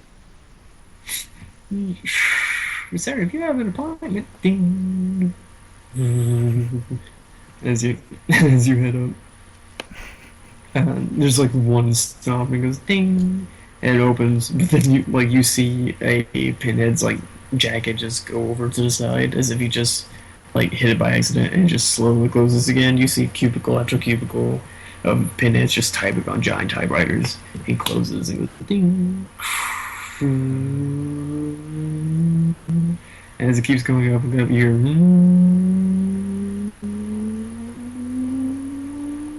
ding, and it just seems to just stop on a dime, and the doors slowly open, and you see this giant velvet red room. Like walls are red, and like giant desk in front of it's made out of some oak. And 1 second, there we go. On this, in front of this desk, like with his feet propped up onto the desk, and like a big green chair behind him. Sorry. Right. I'm sorry, my nose is messing up. Alright. He seems to be dressed in like this big black suit, like black tie. Not a spot on it really. It's just like shoulder pads onto like multiple cufflinks on the sides of it, and for his head, well, on his fingers, like he seems to be fiddling with his fingers, like cleaning out underneath the fingernails. Except his fingernails kind of, well, they line up to a giant point, like a pin point. If his finger just morphed over to a pinpoint, and all of his fingers are like that, and he's kind of digging underneath them. What about his head? It's a giant plastic pushpin. It's like a bright red, a candy red. He goes, Mr. Britton, you've had an appointment with me. Yes. You're still in the elevator. I go back down. No, I walk in. Right. Ding. The elevator goes down. He goes, please take a seat. And a seat that you didn't see before is just there now in front of his feet. I'd rather stand, thank you. If you say so. And he like bites his pin nails and like spits out nothing. So, Mr. Britton, I see you've been charged with some crime. No, wait.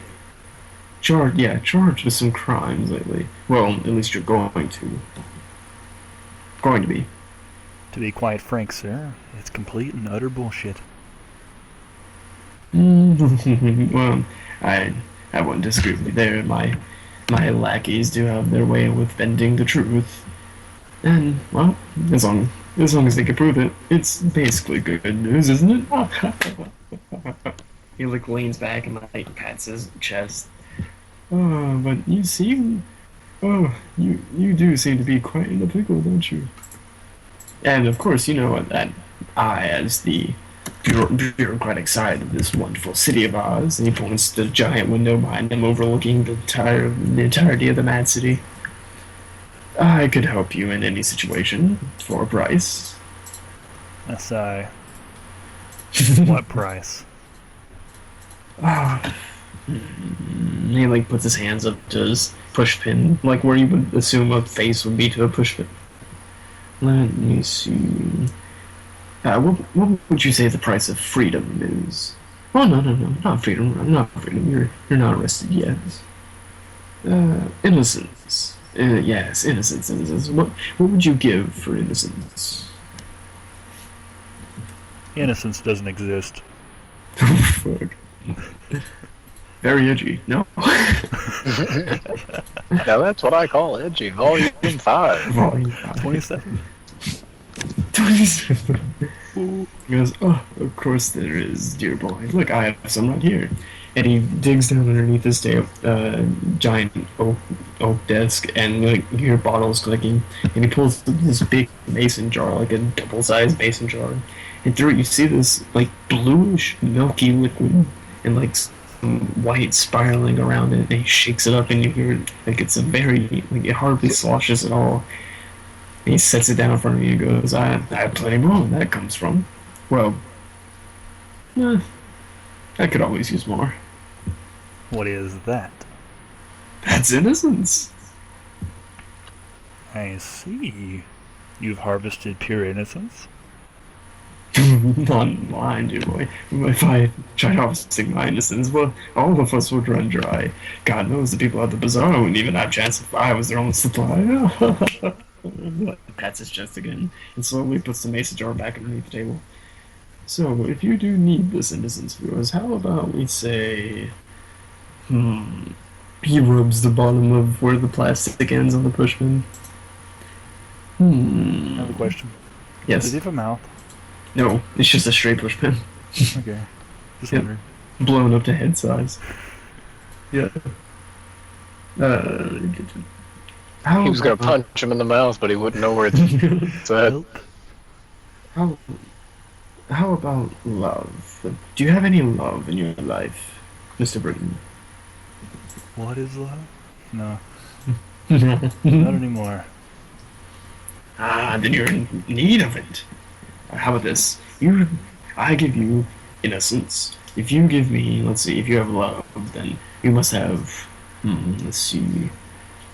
Without love, there is guilt, or maybe hate.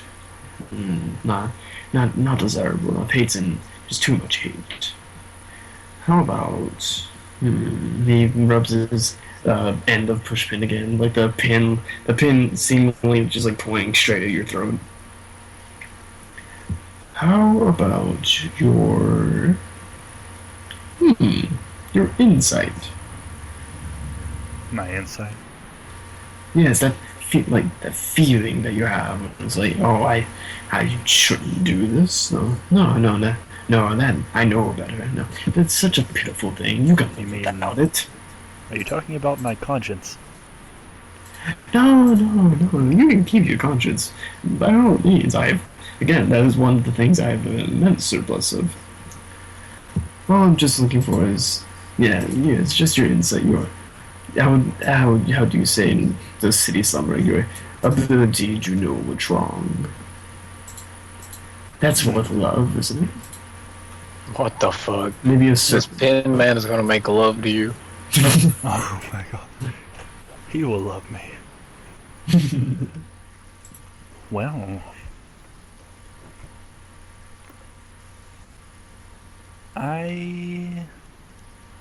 Maybe it's something else you need. He sees you pause. He goes, maybe it's addiction. Maybe you can live without addiction. I know my addictions and I love them, but I could My use some of that babies. love. Ah, so is that a deal? Sold his children for I've drugs. never seen anything in this world is right anyway, so sure. Ah, that's it. Here, let's shake on it. And he reaches out his hand with the pin fingers. I grab his hand with just my You grab fingertips. Alright, he grabs his pins go into your fingertips, seemingly bending like rubber, but piercing like needles. And he takes his other hand and he moves it over to your head very slowly, and the pins like pointing towards your temple. Hmm. Do you do anything at the moment? No, I assume it's all part of the ritual. Alright. Two of his pin fingers go into your temple, and like this thumb pin finger kind of scrapes along your cheek, and he pulls out this like long white string, just this giant white string of what seems to be just kind of massing into his hands, and as he's doing this, it starts to go blue, and more blue starts to overlap the white, where the whites are just now one giant strand into it, and Lovely. he lets go of your hand and pulls out the mason jar, and he opens it up and he dunks it in and closes it with a snap. Oh, there we go. Problem solved. Thank you much for your innocence. And here is your love. He pulls out a very small vial of red. Seems to be like red putty, it seems, but melted down. Now, this is what you wanted, correct? Yes. Well, that is a fair trade. It does see you fit. Yeah. Follow me and we'll... Deal. Alright, yes, I never go back on my word, but follow me and we'll implant it. And he leads you over to a side room of a giant door. He opens it up, and there's this surgery. There's like this medical table laying there, with like some kind of abstract machine next to it. I want to ask him, do I lay on this or what? When you say lay, he puts his hand on your back. He goes, yes, you do. Oh, God. And he kind of just pushes you into the room. Okay, I guess I'll lay on it. Right? As soon as you lay down on the table, like handcuffs and leg cuffs just spring out of the table. Oh, God. And he reaches over to the abstract machine and he puts on like what seems to be a gas mask on top of your face. And he starts like cranking valves and puts the rub into a cylinder of like right next to 3 other empty vials. And goes, "Are you ready?" And you hear steam start filling into your ears. Just give me a thumbs up if you're ready. I make a thumbs up. Alright, he flicks a switch, and you just, like, your face starts vibrating as if it's about to go numb. And, like, you start hearing this, seems to be flooding noise, like this. You look over and, like, the red's slowly going down out of the tube, but right before it goes down, something green starts slowly filling up into the next tube. And it starts to get, like, a third way there, and something blue starts filling up into the other tube. I want to say, hey, Doc, what's that in the tube? Like, there's many parts of.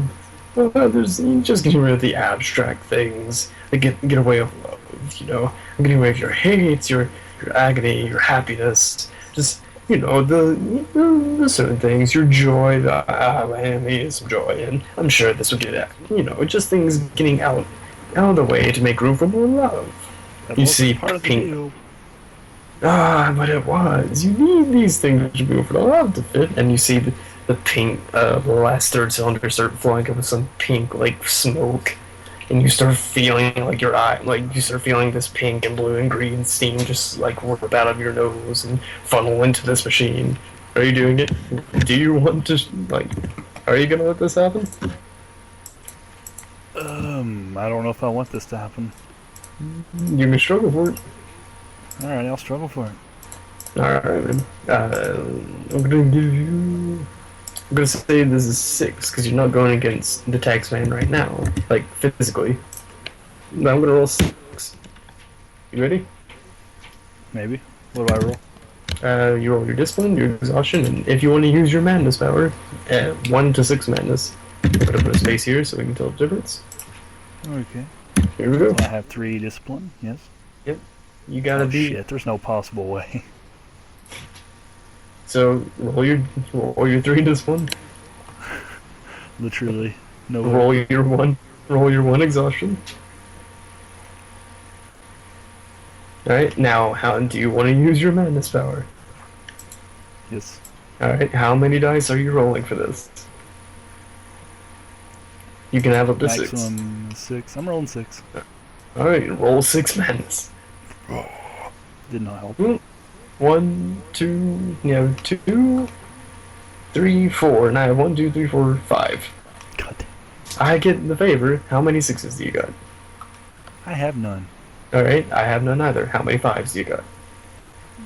I have 1, 2. 2? I have 0. So, pain, it goes in my favor, but madness dominates. So, you're kicking it in. Basically, it does not end the way you want to, but it does not end completely, because your madness power basically kicks in at the moment. So, explain to me what happens. I don't really know what that means. Like, okay. Taxman is going to get something out of this, alright? But since your madness dominated, you can, like, it basically overrides the fact that I won and puts something in your favor involving your madness power.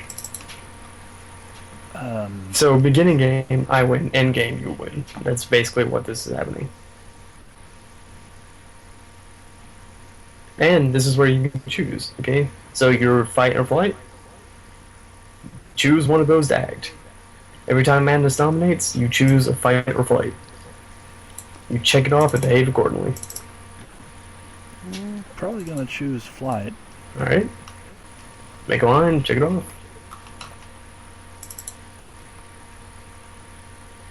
That didn't work.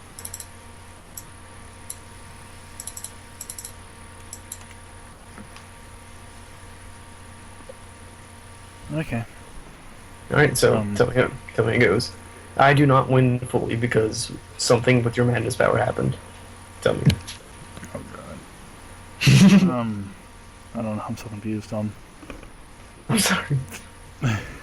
Okay, basically, think of Taxman draining all of your shit, but before he gets all of it, like, he gets a good amount, but before he gets all of it, your madness power is read minds, right? Yeah. No. Okay, yeah. So, you use that in a way to stop him from getting all of it, so how do you use it? How would I get out And you of rolled reading his mind? Alright, you rolled 6 dice and it dominated, so you can go full out crazy with how good this works. Ugh. Like, you can tell me you looked into his inner thoughts and just started shouting the obscenities that he's caused in his entire life in the Mad City or something like that. Oh, I get it. Okay. Okay. Like, you gaze into his soul at this point. Okay? Okay. I get you. Alright? So basically he has sucked out A third, yeah. yeah, of your joy, of your happiness, and of your... I forget what the other thing was. Chris, what did I say? Happiness. What? He's on Twitter. Yeah. No, I'm hearing you. It's just like A third, when it isn't directly involving my name, it's like a third of your joy. yeah, a third of your joy, a third of your happiness, and I think I said a third of your sadness. Yeah, Sadness. Oh, that's Yeah. nice. you can keep that. You can have it. Okay, so how do you use He your? gets all of that, Mm-hmm. and I am bombarding him with voices in his mind, Ooh, okay. making him just freak out because he can't even hear himself think right now. Nice, nice. You drown out his own That's voice. really cool. Yeah. Very nice. He grabs the top of his push and goes, "What is this? No, stop it! No, no!" And he like starts to flail and he flicks switches off and like he flicks switches on the machine and it starts to power down and the mask kind of topples off your face. I want to say, release me or it ends. You'll see, oh, get him out! Get him out! Get him out! And he like pounds down onto the surgeon bed that you're going on and it breaks. At the bottom of it breaks and snaps off the leg cuffs, and when those come off, the handcuffs automatically just snap off because the other ones did. They're tied together. You see like springs and cords coming out of the bed that you were laying on. Mhm. Like, stop! Yeah. He's basically like rampaging through this room right now. You leave him? Yeah, I think so. Are these Oh. tubes like there, like to take, Oh, no. or are they? Oh yeah, you can grab the tubes on your way out. Alright, I'm gonna grab them. Alright, let's see. Let's roll. Again, you're not going since the taxman is hindered. I'm just gonna roll 6 again. He's usually an 8 dice person. So, here's my 6. Beat 3. Oh my god. So I have to roll 3 discipline again, yeah? Yep. 3 discipline, 1 exhaustion, and if you want to use madness, use it. Oh my god. Do you want to use madness? I really shouldn't, but You can if I choose don't, anything. then Like, it doesn't have to be 6. I know, but I use 4 madness, Use so I don't Alright, flip the fuck out. alright. Damn! Oh my god. 5 successes. Okay, I got 2 6s. Do you have more than 2? I have 1 6. Alright, pain's dominating. No, you know what? I want to see how creative you can get. I want to see how creative you can get with this. Okay, I'm going to spend a despair token. All right, and this is going to be a rarity, but I'm going to spend the despair token. I'm going to give you a token of hope, which you can use again at any time. Not now. I just clicked a fucking link, and I'm not opening it. Oops. But one side, get back. I'm adding it. I'm gonna add a 6. I'm gonna add a 6. Okay. Okay. And I'm gonna add that 6 to. Once I see your dice again, I'm not gonna be able to, I bet. No, that's it. Yeah, I'm gonna add a 6 to your discipline. So. To my discipline? You were. Yep, to your discipline. Just to see how creative you can get out of this mess. So through your basic, like, I've got this. You're disciplining yourself. Basically, you're keeping yourself focused on the task, and you're bolting out of this room. So tell me how you do it. Okay. Pain nominate, so you don't have to hurt yourself during this. So tell me how you do it. Do I have to hurt him? No, you're running. So you can safely say that you got the tubes that you wanted. But how do you get out? The only exits that you can see is that elevator that's closed or the window to your left. Okay. I'm not jumping out the window. Okay. That would be retarded. Well, I don't know, but still. It's fine. You have total control over yourself right now. How do you get out? Do I use my madness power or no? No, madness didn't dominate, so you're not using. Okay. It's basically human ingenuity at the moment. Okay. After grabbing the things, I quickly sprint straight towards him and go between his legs. Okay. And slide under him and open the elevator door. Alright. I'm guessing you click the closed door button? Oh yeah. You see him jump out towards the desk and like starts a running formation right as the door closes, and you're at the other side. Which floor would you First like? floor. First floor. Ding, ding, ding, ding, ding, ding, ding, ding, ding. Meanwhile, on the streets, extra, read all about it. Taxman Nemesis Duo strikes again. They are quick. Oh, you wouldn't even believe. Pendleton, you hear this on the side of the street as you're walking away. Let's see. He's like, am I explained?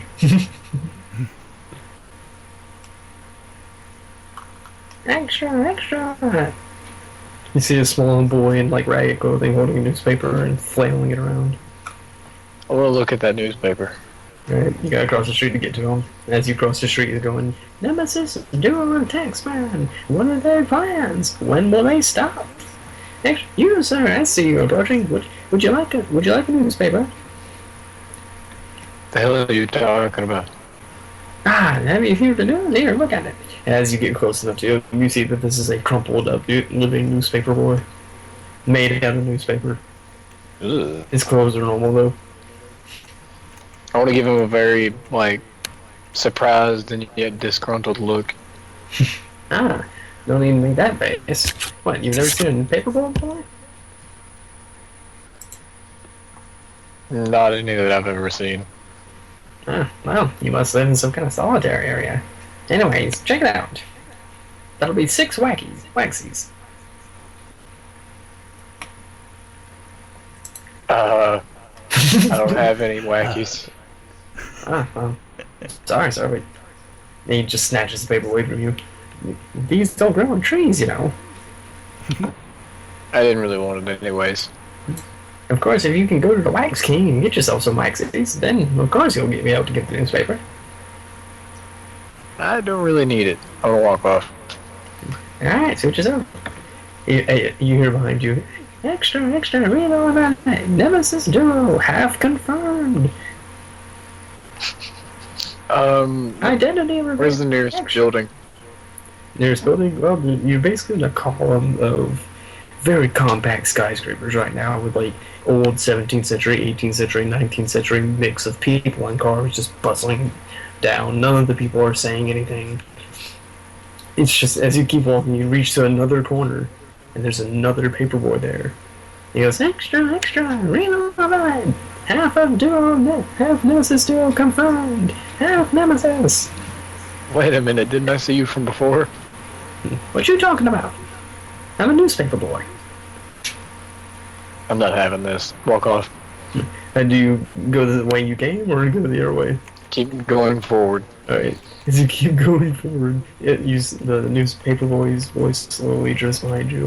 And you start going up to this, what seems like a flea market of some sorts. Like, half flea market, half, like, tent outing sort of place, and, like, the bustling noises. You see a big clock tower in the middle of it. It says 1349.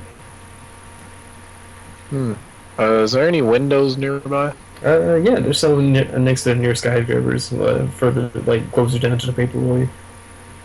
I want to look in the nearby window to check my reflection. Alright, you're gonna. The stutter on the sky made you say that really slow and methodically. Bad.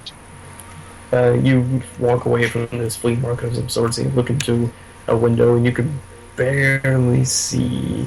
Well, what do you see? What do you see? Everything that's behind me.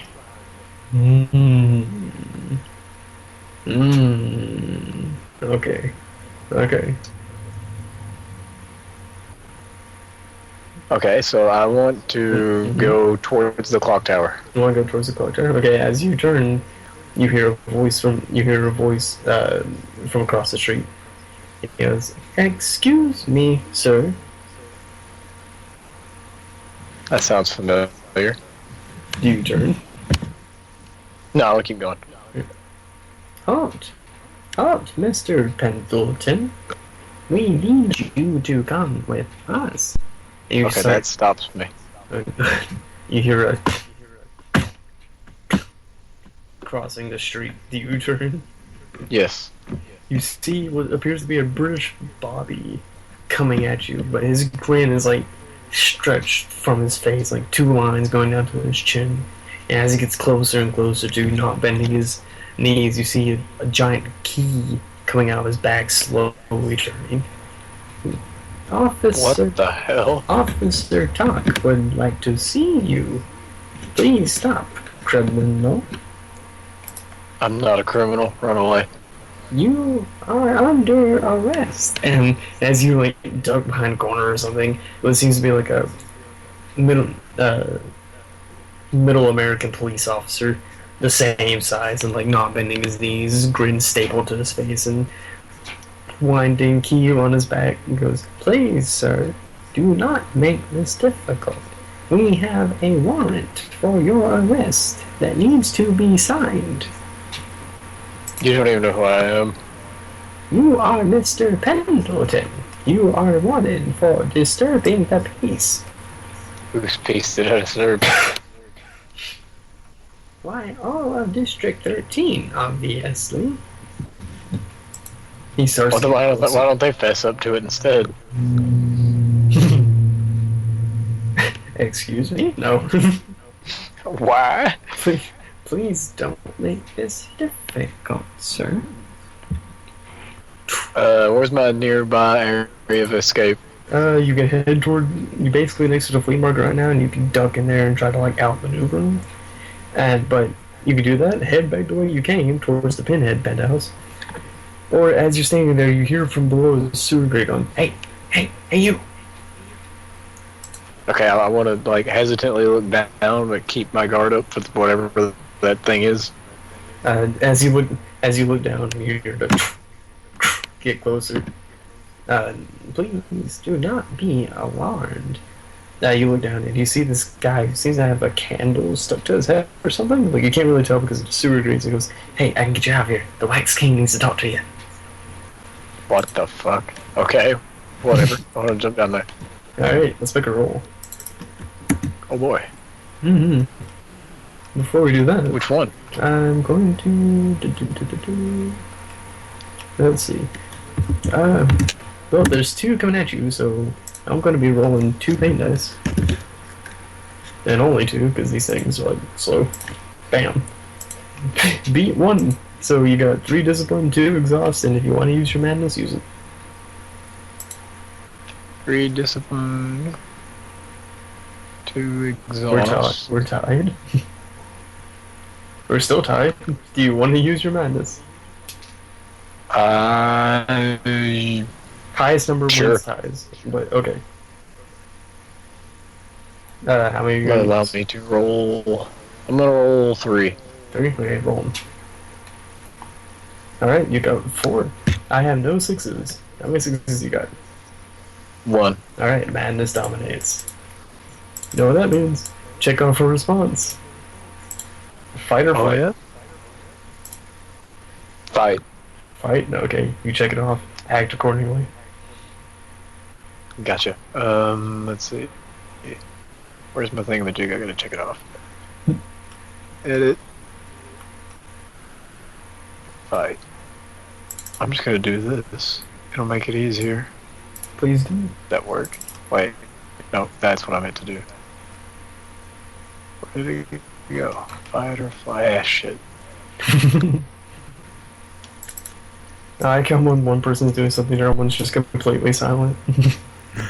Yeah, I had the knockoff. I'm trying to wrap my head around exactly what is going on. Like, whenever it was happening to Ben, I was like, maybe I can get some kind of, like, shakedown on the game if I just let him have his way. Hey. Maybe I won't die. There we go. That's better. Alright, so how are you fighting?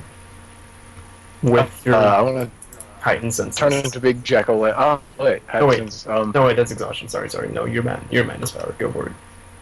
I want to turn into Big Jack-o'-lantern man Alright. and shoot flames at them Okay. from my mouth. Are you aiming at both of them? Or what? I just, like, crazy, like, just shooting flames over, like, just in front, like, just forward From where? my mouth. Sir, you do not want to do, as he says, as his entire body just melts from the front. He just climbs with a giant clang on the bottom of the ground. The other one comes. Stop!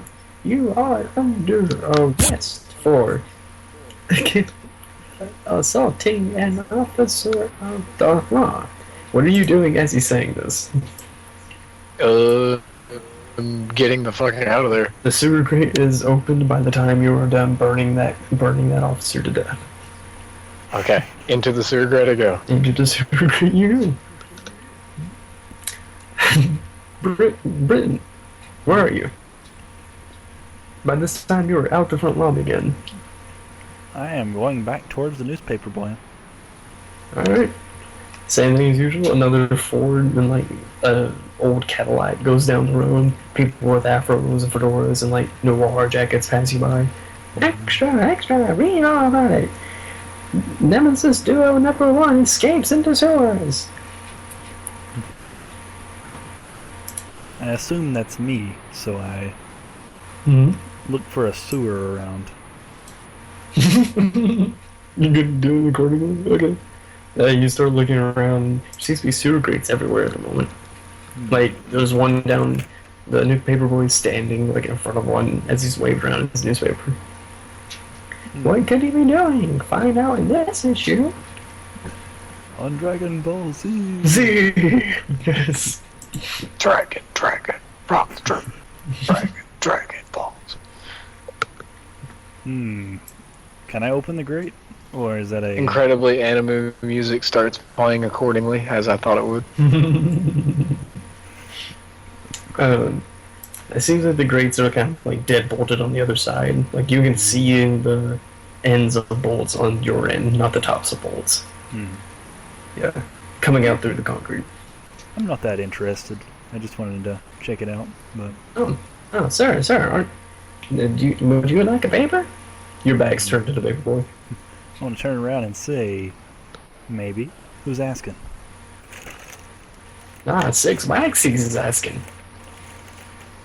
I have Waxy. no idea what a waxy is. Oh, you know. I don't know. Nah, you know. Waxies, Mulan, Divine Green. What's your offer? What the offer? Return the slab. Just Oh, 6. bag. Whatever. Just 6. I'm gonna walk off. Hit him with a stapler. You'll never know what happens. You'll never know what happens. The Nemesis Duo. I heard one escaped into the sewers. I'll stop. How detailed is that paper? 1. Here, take a preview. And he lets you. He holds it as you can look at the front That page. other man is an Do I see anything imposter. interesting?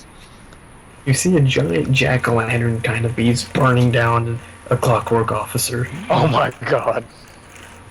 I'm just As a thinking, gr- okay, as a- that's not me. As a grate slowly like opens behind him, well, underneath him, I want to look at the grave. and underneath it, it just you see like a hand come up from underneath it. In the picture, not your grate. Oh. I was like, what Yeah. the heck? Underneath this picture, it details what happens, but it also details what happens after that a little bit. Like there's a paragraph of stuff that happened that involves you, and you haven't done this yet. Mhm. What does it say? Read it. Mm. Are you asking me? Yeah. What does it say? It's It detailing says- future events. It's talking about the two wanted men, both being in the sewer, still at Mhm. large. Still on? Alright. The paperboy takes it away and goes, for 6 more waxies, you can hear the full story. I am the full He story. reaches out his paper hand. Burn his paper hand. Of course, I'm sure the bazaar is open at this time. It's only $13.50. You could probably get some there. Maybe trade. I'll head to the bazaar then. The bazaar. And you keep going down the sidewalk is from where you hear like a muffled crowd, what you assume to be like a giant clock tower coming out. This is 1350 and like a muffled crowd coming from further down the street. And another paperboy seems to be dancing around a campfire, it seems, as you get closer to this corner. That's what I thought too. As you get closer, you're thinking, someone help me! As you get closer, you see that his foot's on fire. Hmm? You see that his newspapers are on fire at the moment, and his foot is on fire.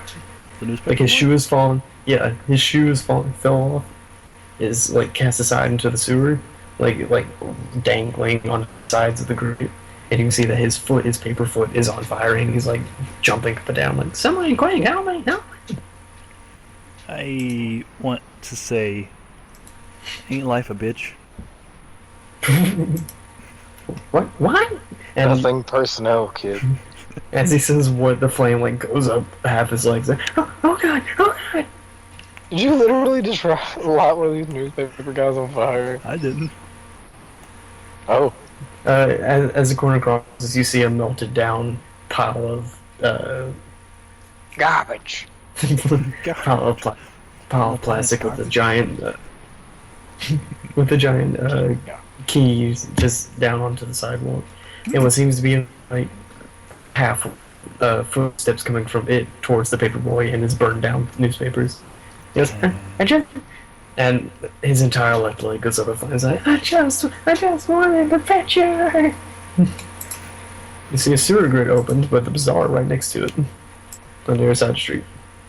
Can I grab those? Are there keys there? And then there's a giant clockwork key that you saw. Oh, I But- want to grab that. It weighs about 5 tons. Oh, I don't think I can grab that. I don't want to grab that anymore.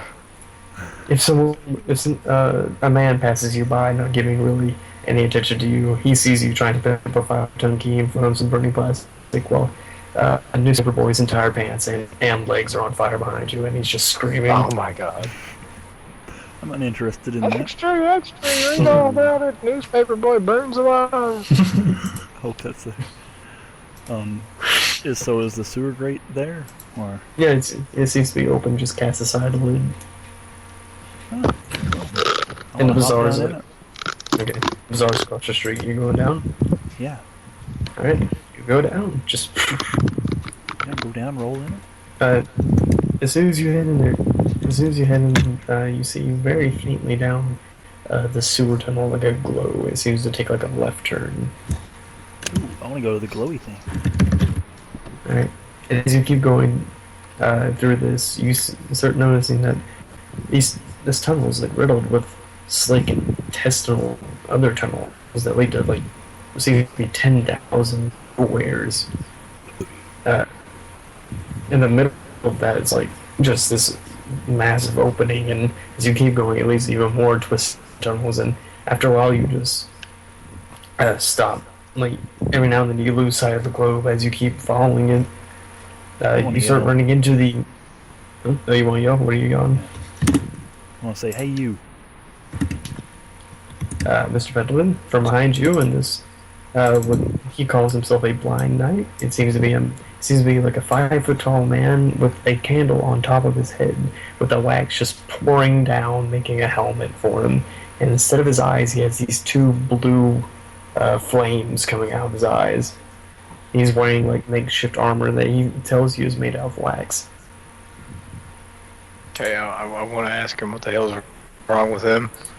And he goes, "Oh, nothing's wrong with me. I serve the wax king." And then you hear behind you, "Hey, you." Oh shit. I want to turn around and see who said that, even though I know who it is. I shoot flames at him. Hey, I want to shoot flames at him. No. Okay. You turn around and you see this man that you think you've seen before, just like trudging along. And Mr. Britton, you see that they have stopped, and you see this man who you think you've seen before. Actually, your nose remembers him quite well. And you see this small monstrosity next to him that you can't really describe. You Well, might is he want to look still out a- for that and point at the small monstrosity. Is he still a jack-o'-lantern?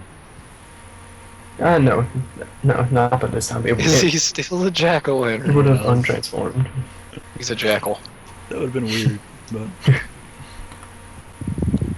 want to say, Mm-hmm. hey, what the hell is going on?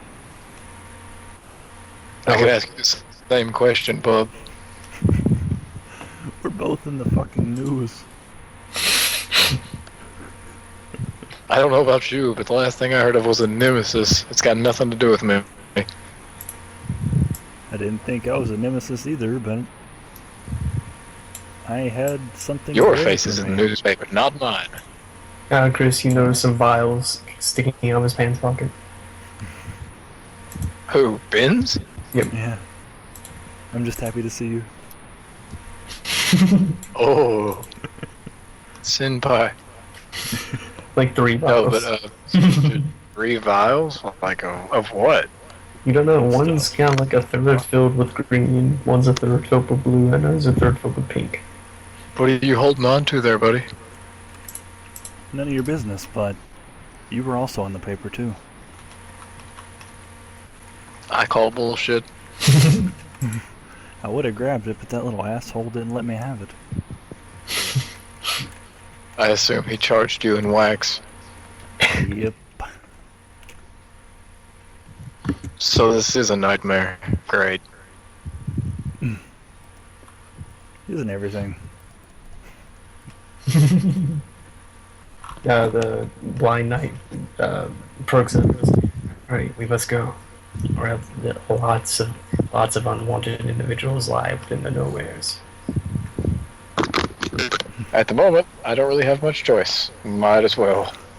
I just really notice him and realize he's not like normal. I'm like, okay. Ah, Garbage. this shit again. He keeps you going on for like, it seems just 5 minutes actually.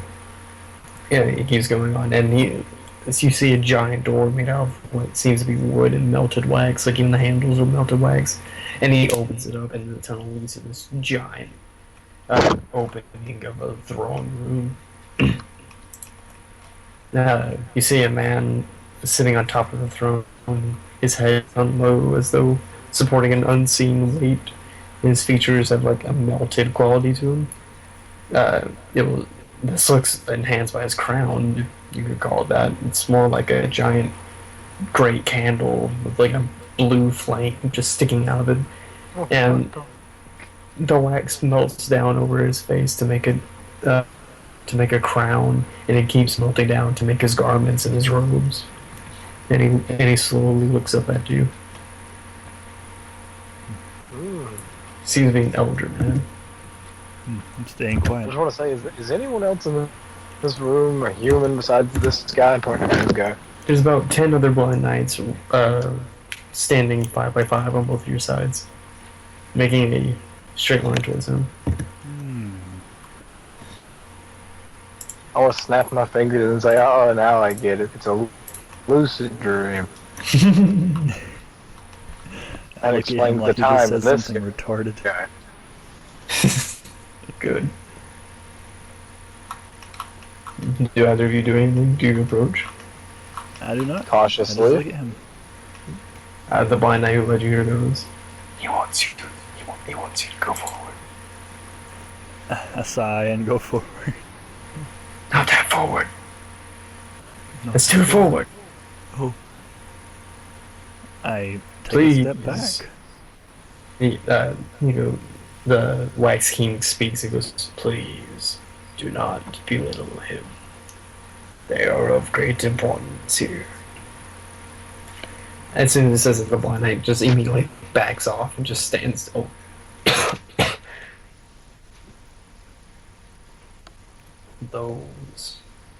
Those two, the two of the awake. What brings you to this city? Sorry. He points towards you. Towards you, both of us. Yes. Oh. I just shrug. Hell, I know. 1 second.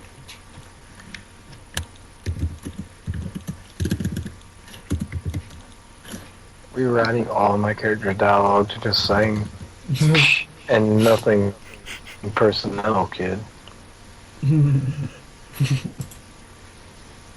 I forget. I forget to do a certain thing in Roll20 because I can't remember. So let me test something real quick. Okay. All right, Ben, look in your journal. Here. You good? But You good? no. Do you see that? Yes. The future as written All by right. Tim Griffin. All right, then there you go. Okay.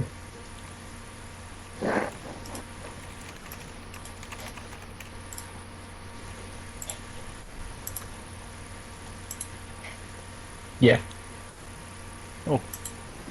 I forget how it was. I'm sorry.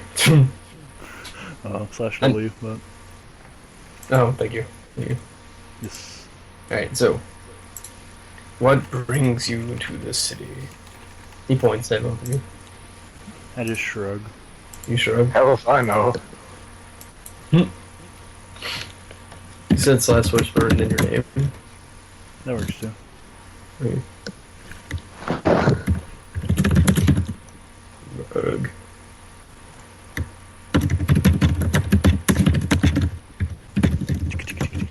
Yeah. Hopefully that works. There you go. Okay. Alright. What do you do, Chris? Well, Pendleton? What? What do you do? He asked what you've come to the city. Oh, I just reply with hell if I know and then just look around and try not to get killed. Do you wish to leave? Hell yeah. I've been trying to wake up all day. He says this to both of you. I just stare at him. Maybe you don't. Then he gestures over to Britain. Maybe you wish to become one of the locals above. To settle your differences aside and stick to what you know. Blurt out, no. Then I have a proposition for you. The blind knights back up away from all of you. Mm-hmm. Name your terms, Candleman. Britain, do you say anything? Nope. Nope. Okay. They are the ladies in Haiti.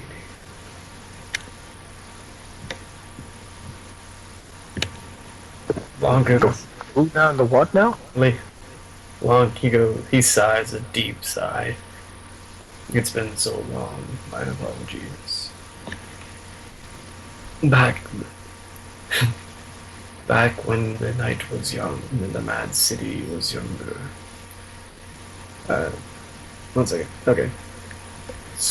During the 13th hour, when no way of escape to the city slumbering, to the city of which you come from, someone attempted to open a door. When that happened, Mother Wen appeared in the world.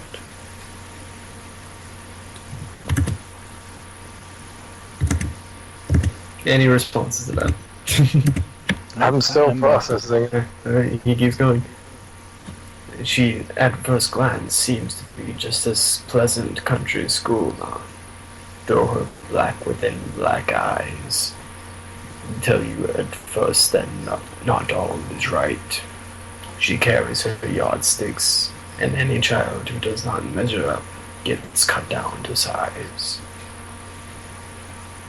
She has made it so no one is able to report her doings, but within her high school walls she tortures and demendates. That's not a word. And brings dementia upon the children she finds worthy, and soon turns them into the ladies of pity. The minions making their way throughout our cities, spreading the opposites of joy and happiness, spreading sadness and corruption whenever they see fit. A group of them has recently entered part of my domain above, a part Officer Talk has not yet seen. They wish for. I just realized this is a very hey, I'm old. They have been infiltrated and have brought out their own creation. If you do this for me and eliminate the threat, I shall see your transportation out of this world and into your own.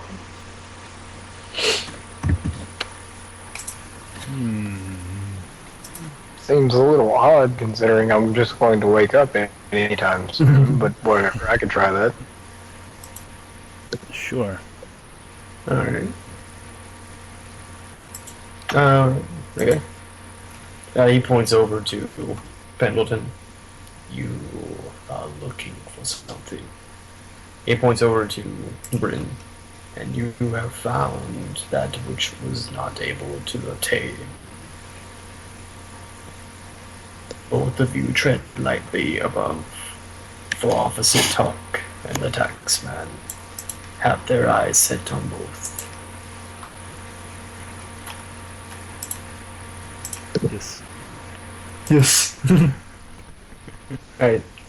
I have no idea what you mean by that. Okay. You will soon enough. Sure. And maybe in the end, and his voice goes a little deeper, but deeper than I can do it, it will return to you. He stares at Not you. too slowly, but is it really my back against the wall? Mm-hmm. There we go. Blind Knight moves towards you because you made a sudden move. Stop. Let them leave. Do what I ask, and I shall transport you out of this realm. Are we gonna need weapons and stuff? Now this can't technically be easy. We need armor like these guys. I'm sure you'll find something. And with that, he gestures, and all the blind knights start moving towards you. And one of them goes, "You must leave now." The heat of the wax room, this entire room is wax, by the way, I forgot to say that. It's all just melted wax, pillars of melted wax. I literally just had my back against the wax and I didn't even know it. Yeah. What do you do? Do you take these guys on, or do you leave? I think I'll leave. I don't think I can fight that many. Yeah, I'm gonna go. Yeah. Okay. So you make your way out of the tunnels. One of them guides you out the tunnels and back up to the sewer grate. when you get like someone steps on the sewer grate, it like puts you back down, and when you push it back up again, you notice that you're it seems to be you're right in front of a giant clock tower, and around you is these tents and flea market stands everywhere, and this bustling noise of crowds there. You hear random shopkeepers going, "Joy, Joy, I've got Joy here, fresh Joy," and the one goes, "Hate, anyone need hate?" And it goes, "Weapons," and it goes, "Books." Books. What do you do? What do you step out? Yeah. The blind knight bolts the grates below you. I will look over at Ben's guy and say, "Hey, what exactly is it you found?" I say, I don't know, but do you want a drink? A drink of what? Yes. Yes. Which one do you get? Which one do you show him? I show him that one. Right. He takes out his pocket a vial of seems to be like a third full of a green liquid. Looks Yeah, I so, take. it looks so much chunky. You take it. Yeah. Right. Do you drink it? No, I want to keep it. Okay. You can put it in your pocket. Any words? I'll hold on to that. I'm exactly thirsty right now. Alright then. Meat! I have meat over here! Quickly! The night is still young, even though we have such short. And right then you just hear someone over loud. I have fresh aptitude for all your needs. Swords of many varieties. I want to go to that guy. And Britain, where do you go? I want to go to the guy that was selling the joy. The joy. Okay. Let's go, Pendleton. Pendleton, you go to the guy, and he seems to have like a long, like, Saudi Arabian beard, and like a very dark tan, and he has like a multitude of swords behind the wall behind him, all from like apparently different cultures, varieties. Some of them are just straight combat knives. He goes, yes, you. I have all these swords. Any swords that you would like. What would you like? The simple long sword will do. How about this one? It looks like a Scottish longsword. Looks good to me. Yeah, works for me. That works for me. Okay, for this one, he like polishes a little bit with the rag. He just takes out. I would take. Let's see. How about? Oh yes. The memory of your mother's laughter.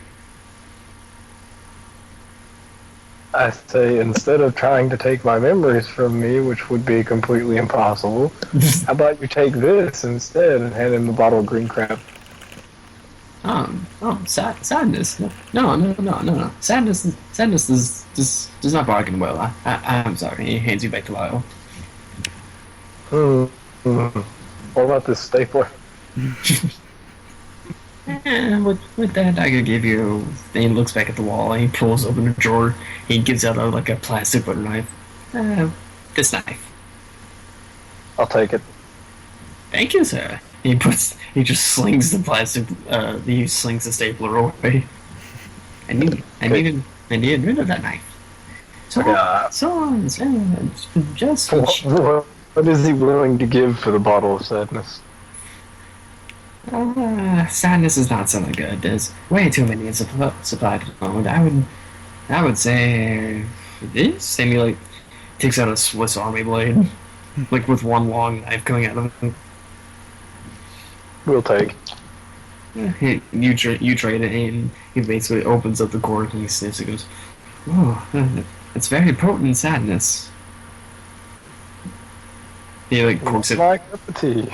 He corks it back. He's like, thank you. Cheap memories, swords of armor. You're wonderment. Cheap memories is all I ask. I want to follow wherever it was Ben went. You didn't see him go where, so you're you're gonna be walking around for a bit. Good. Brennan, on the other hand, you admitted the guy who was selling with joy. He goes, okay, I got fresh joy right here. I know, as I saw you approaching. He pulls up this red flask with red liquid into it, like swirling around like mist. This is my last bottle. How much is that? For this would be a high price. Like, it's again, it is a Saudi Arabian and bearded man with a dark tan. This one wearing like a green tunic instead of a blue tunic. I would say, what is most precious to you?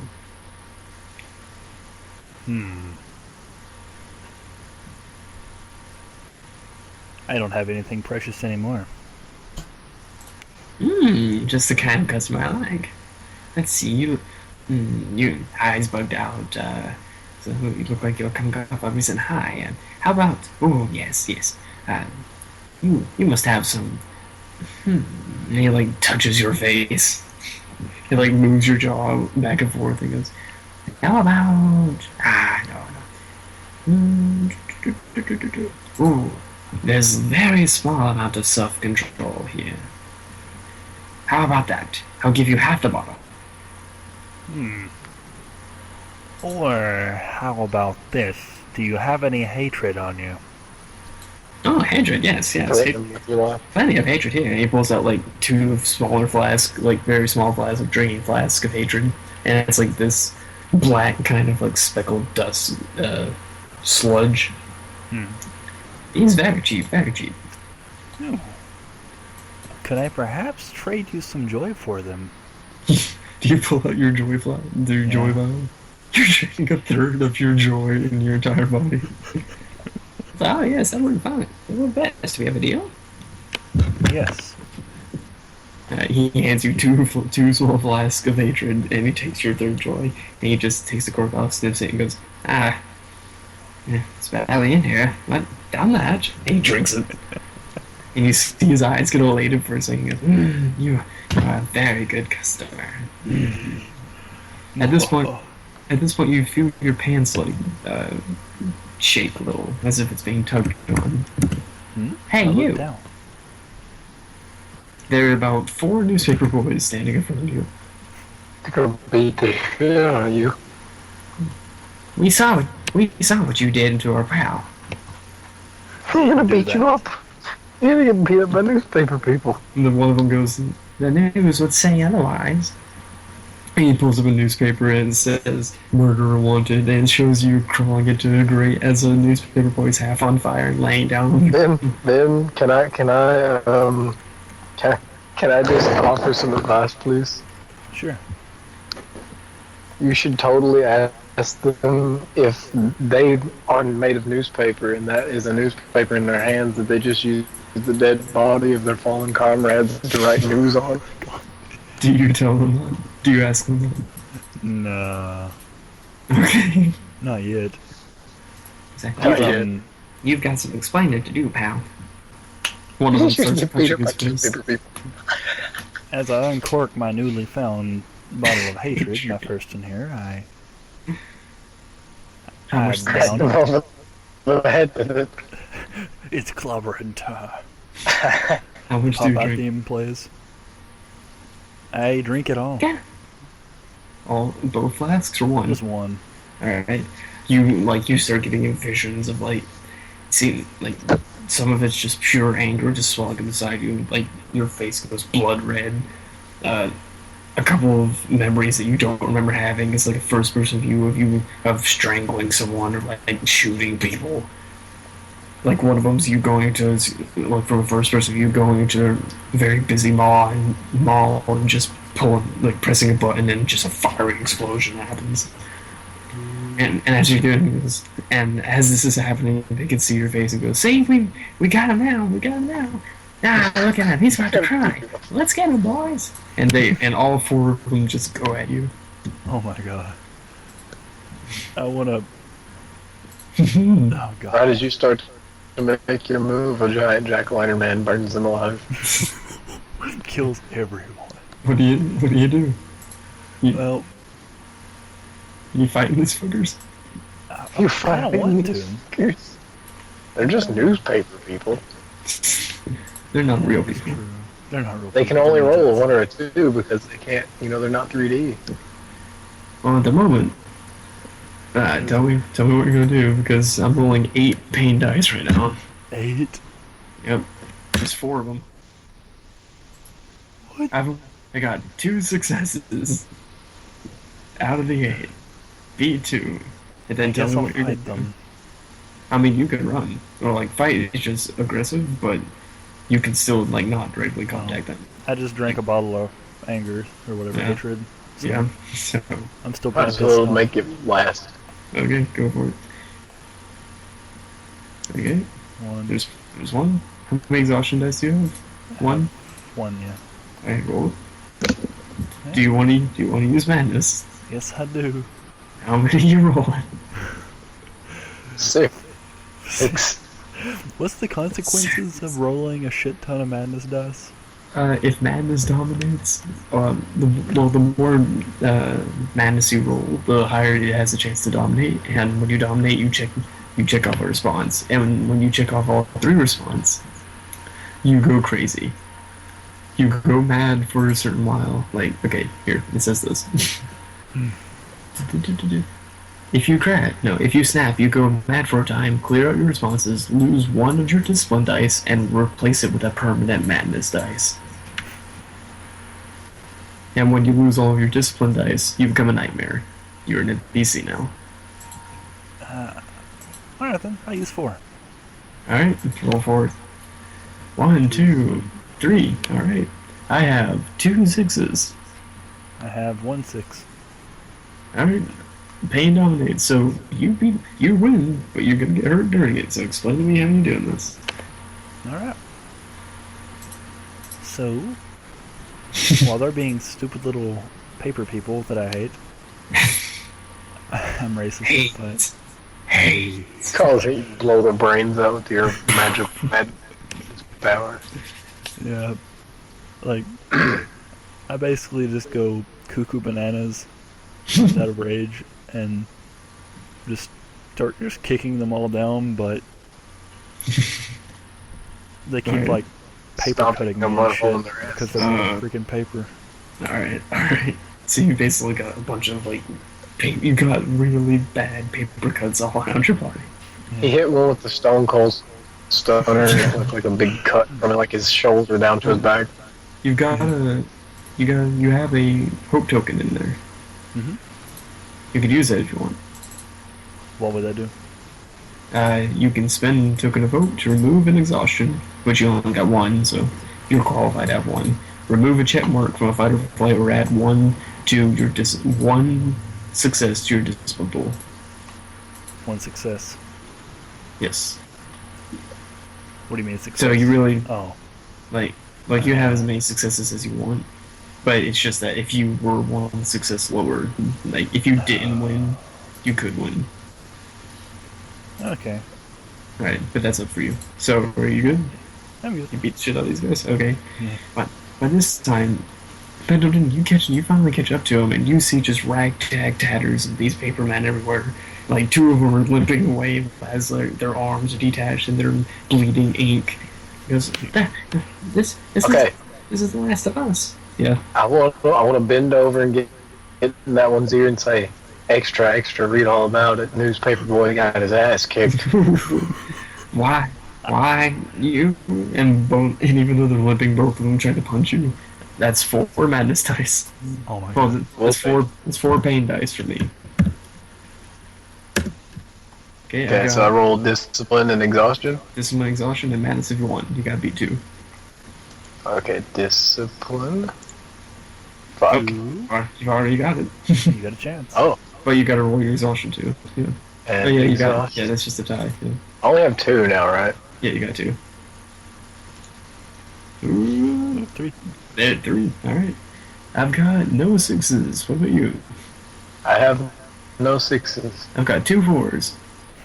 I've got 1 4. Pain dominates. Okay. You basically finish off these guys, but you get hurt during it. How so?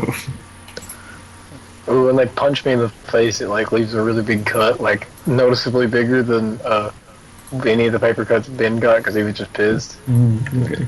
That Yeah. makes me mad, so I pull out a lighter and I just burn them. Alright, now while we're doing this, I'm going to spend one of my despair tokens since Oh shit. pain dominated the last time. So I have back to 0 now. Instead of that happening, I'm gonna add a 6 to your exhaustion. So exhaustion dominates. Meaning, if exhaustion dominates, you increase your exhaustion by 1, so you have 3 exhaustion dice now. What the fuck? Okay. So you Uh, you finish off these guys, but you tire yourself out. How does that happen? okay, so I can't burn them. Let's see. While they're on fire, like one of them tries to grab my legs, so I stomp him to put him out before he burns me to death. He tires. Alright, there you go.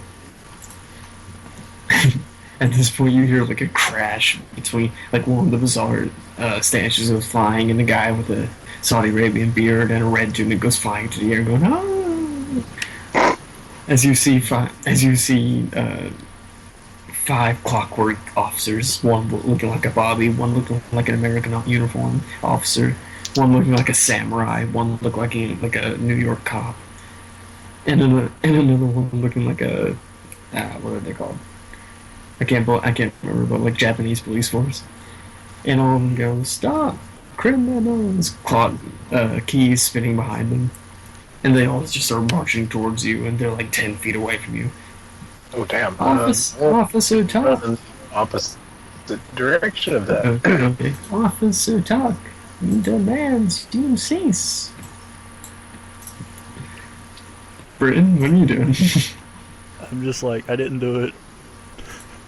You are under arrest for murder of the 5th degree. I am never ever going to forget the day that Ben almost got in a fight with a bunch of newspaper kids, like made of newspaper. They point to the newspaper. They point to the newspaper boys. You will see Officer Tuck and pay for your crimes.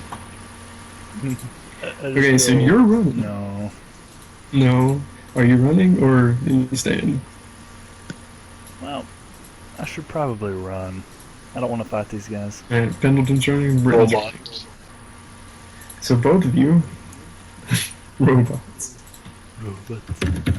Here's the space, just so we can keep track. That's 5, and with 5, they are 1 each. So, both of you beat that. With I exhaustion. rolled the regular. I'll put a space there, just in case. So, both of you gotta beat 3. Discipline and exhaustion? Yeah, let's let Ben go first. Okay. Gotcha. 3. Go for it. So I gotta beat your, 3. your exhaustion. My exhaustion is 1. Alright. You have 1 success, I have 3. Do you want to use your madness? Probably. Alright, how you do But what am I rolling for exactly? it? It's basically fleeing at the moment. Okay. I'm cuckoo for You Cocoa will- Puffs. You could just send out a telegram. Damn! Shit. 5. My Okay, so 1, 2, 3, 4. Okay, you beat it. Do you have any 6s? Yeah, 2. Okay, madness dominates. So, check off a response. Okay. This is obviously a flight. Yeah. Do you have a flight left? I have 2 flights. Okay.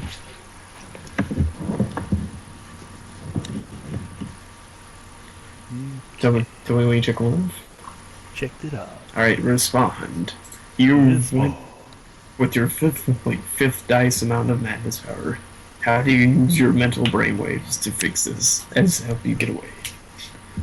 Fucking Get away. tea and solar flare. Microwaves. Microwaves. Killed on Ray. So how do you do it? How do you use mind reading to help you escape? Let's see here,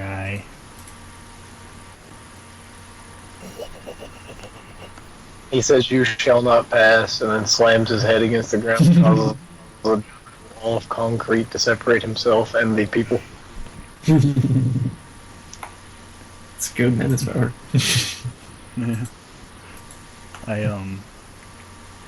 As with the tax dude, Mm-hmm. I just make a really, really ear-piercing loud screech just in their minds. You try to focus on them, but these things are clockwork officers. They're all Clockwork. running machinery. How am I gonna use mind powers in Yeah. clockwork? Maybe No, mind force. Like you blow them away with the force of your telekinetic power. Does that count? yeah, sure. You can mess with the gears and like they're all running on a singular clock in the middle of their heads. If you can make Yeah, you can just overclock the clock. You want to try that? No, that might make them run faster. Well, no, you get away though. You get away. Oh yeah. Yeah. Yeah, it's guaranteed Yeah, to just like- escape. You Just basically like overload it with making it go. all right. Just You do that.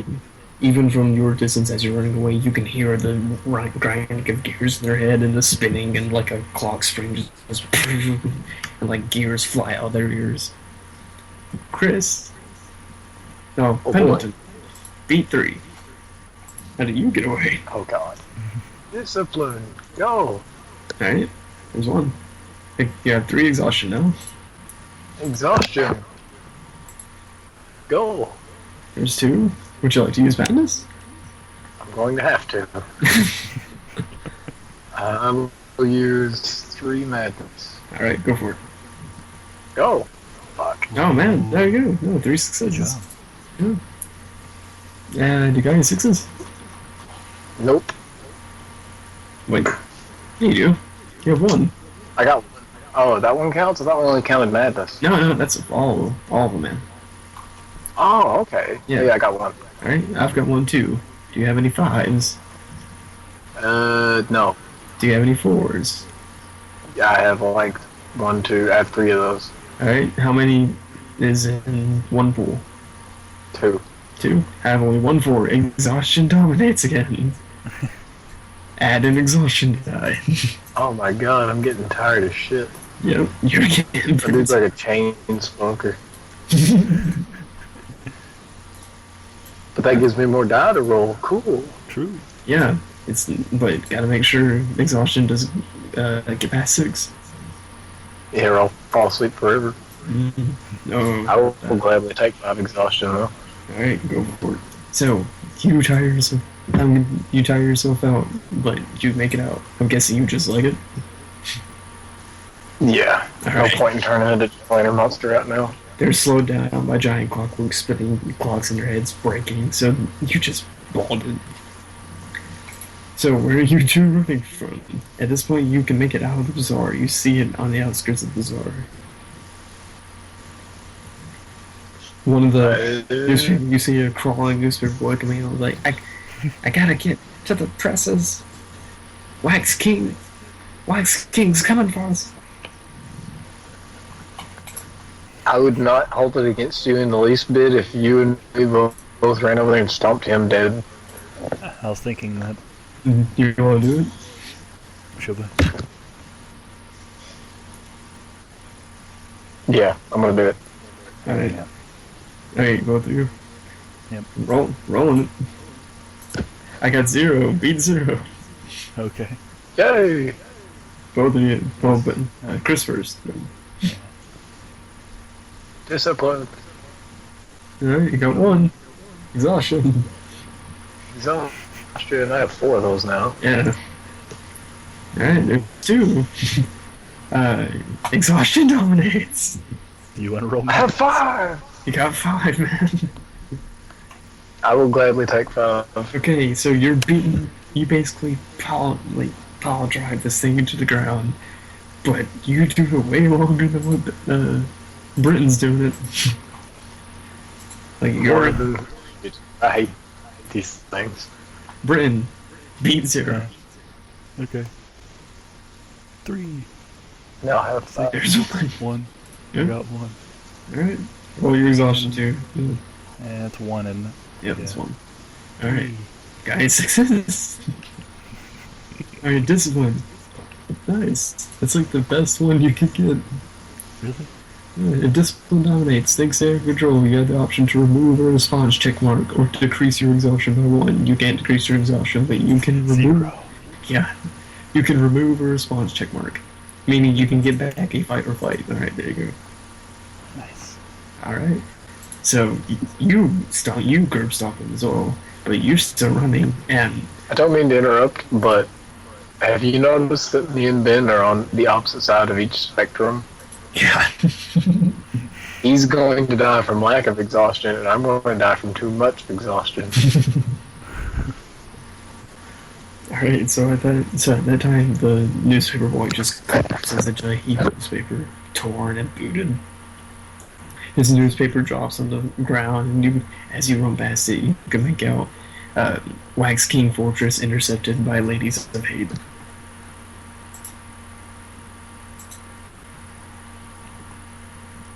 Do you keep running? Yes, I do. Yeah. Alright, you run into the district. You seem to outrun the clockwork officers. Where's your next move? You're in the middle of the streets again. I want to look at Ben's dude and say, where do you think we should go? I want to say, I have no idea. What was that guy talking about? Something about a high school full of children. Children. Will he kill them? Or? Yeah, Yeah. I think we have to kill. Pendleton. Well, no, Britain being the more sane one. Well, no, Pendleton at this point being the more sane one. Yeah, Pendleton being the more sane one, more tired out. You remember him saying that he's part of the Mad City that the Wax King is taken over, and Officer Talk has not figured that out yet. Is being torn apart by a group of ladies of aiding, and that he sent you there, and that he will take you home if you can get rid of them. I tell him that. Alright, Ladies of what? hating. Hating. But I like Not that. Should have kept that bottle set so I could hit them with it. But instead, I got the Swiss Army knife. At this point, both of you see a flash from the corner. And from the corner. What was that? You both look, and you would see 2 straight pins just dug from behind the corner. Pictures. A hat falls over, and you can see a glove reach out and grab it. And you see like the top of the 2 straight pins like leaning out from the corner.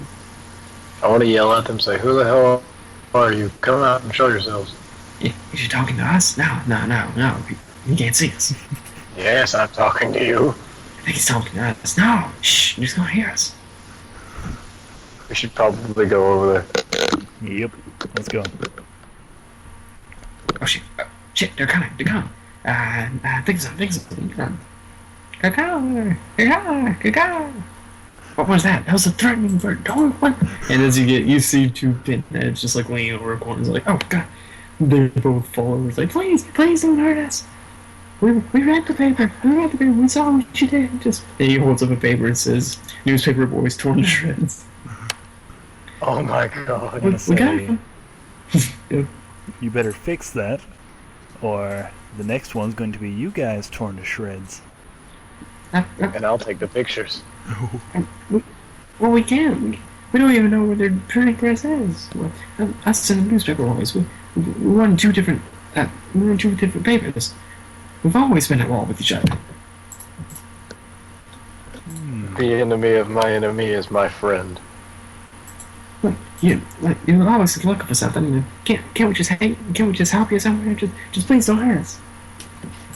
Maybe. Take me to the ladies of hating now. But what? You want to go to the high school? You're goddamn right. You want to go to the high school? Yes. Yep. Okay. Okay. Can I ask why you guys want to go to high school real quick? Because they told us to. They did not. Kill. They Didn't they? They told you to go to a certain part of the city where the Wax King has control, and the laser painting went there from the high school.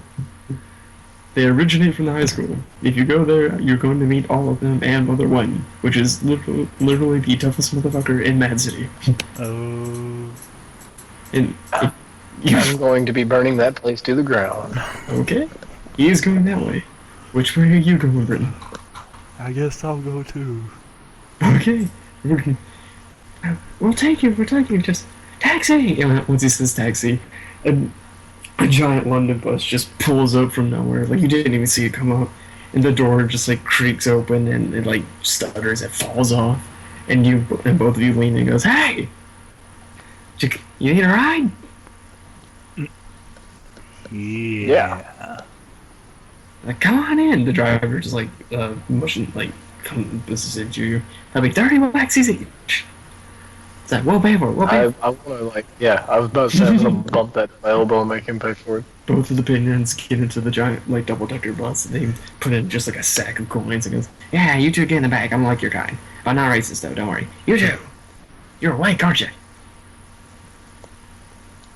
I'm going to drink my other hatred. No, I'm.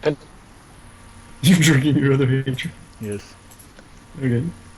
You drink it, your face gets blood red again. Goes, "Oh, whoa, whoa, calm down, calm down. Wait, what are you doing?" I just look at him angrily. Okay. I'm gonna floor it. All right.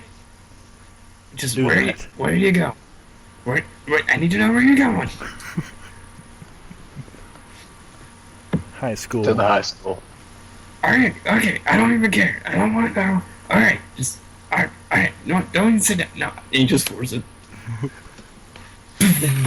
We have total power. Yeah. All we had to do is beat up newspaper boys. The city blurs as this thing goes like 100 miles an hour. You're both standing as he does this. So, are you gonna try to not fall down? I want to grab something. You gonna grab something? I want to slide into the nearest seat. Slide into your seat? Okay. No, I'm not gonna roll for this. No, I'm not. That'd be Dick. Alright, so you both basically hang on, you slide into the seat, and after like 30 seconds, like, you just hear the brakes hit, and all of the blurs just come back into motion, the tunnel vision kicks in, it's like, oh god. It's alright, we're here, this is as close as we get. Alright, we're probably here. Are we free? The bandits say in the back. No, you're coming with us. Why? What do you need us for? Leverage. Just don't know. We may live. Okay. The driver chimes in. Can you please, get the fuck off my bus? I'm going to say, you heard him. Off. And they scamper off the bus. Their pins just like dangling in midair. One drops his hat again and grabs it. You two, please. Just like I don't want to know what's I happening. can literally imagining myself like holding a fucking pin-headed person hostage. It's so funny. I didn't even have to play a goofy character. Just please. You two, just get the fuck off my bus. Alright. I get off. You get off the bus. I'm gonna get off the bus. Alright. It's gone. It was quick. Yeah, pretty quick. Alright, you see this giant towering, broken down place in front of you. Windows going up, the doors giant. 1 second. Nope.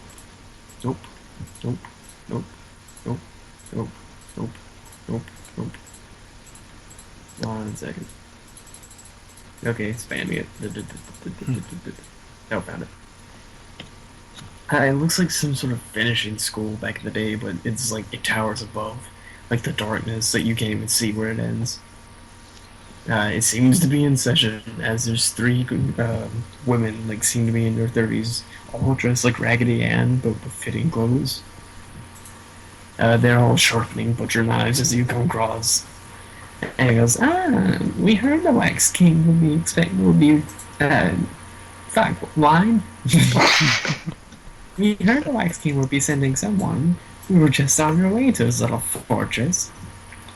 And they all stand up and goes, we are the ladies of Hating. How can we help you? Both of you look very naughty, but you're a little too young for our standards. Well, too old for our standards, so I'm afraid you'll have to fail.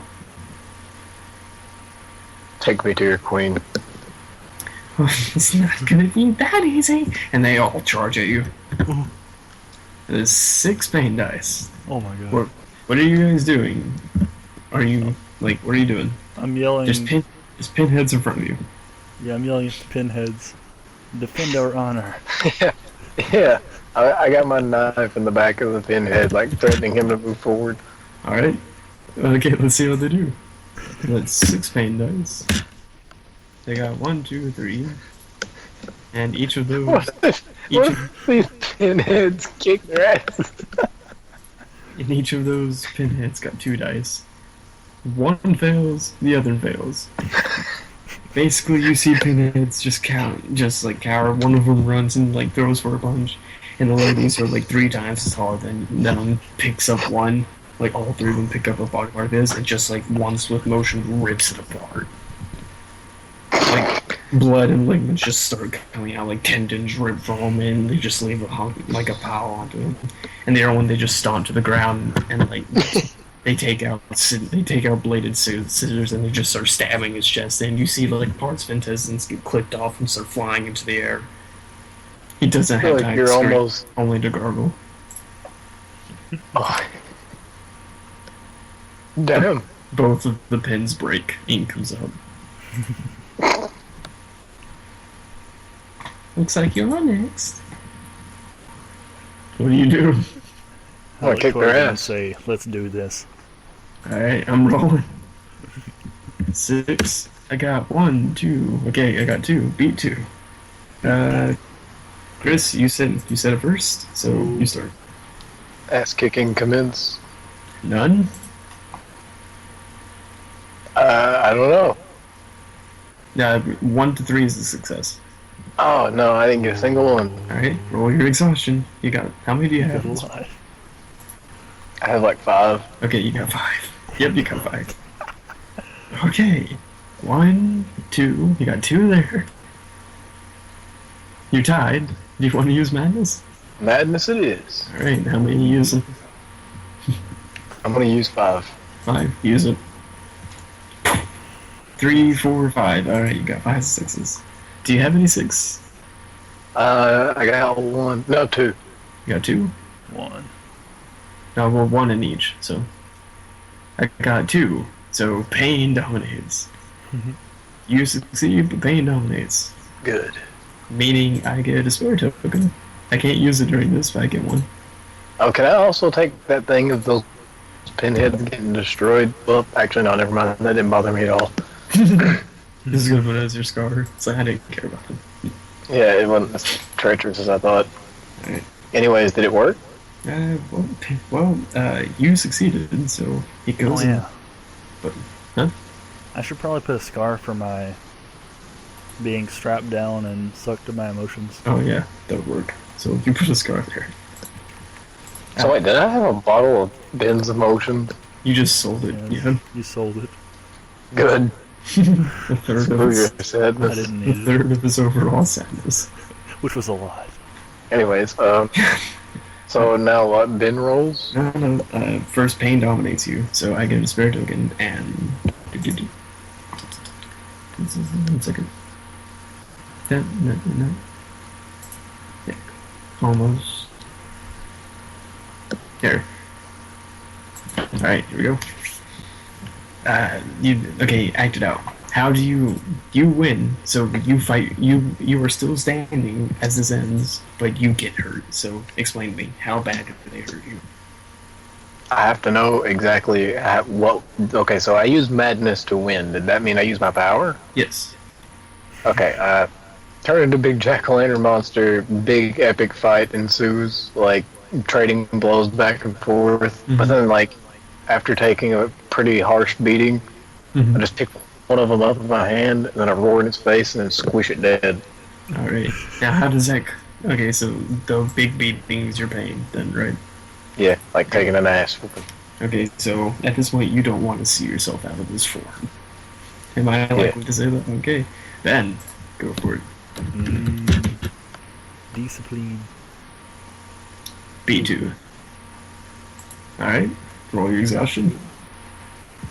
1. 5.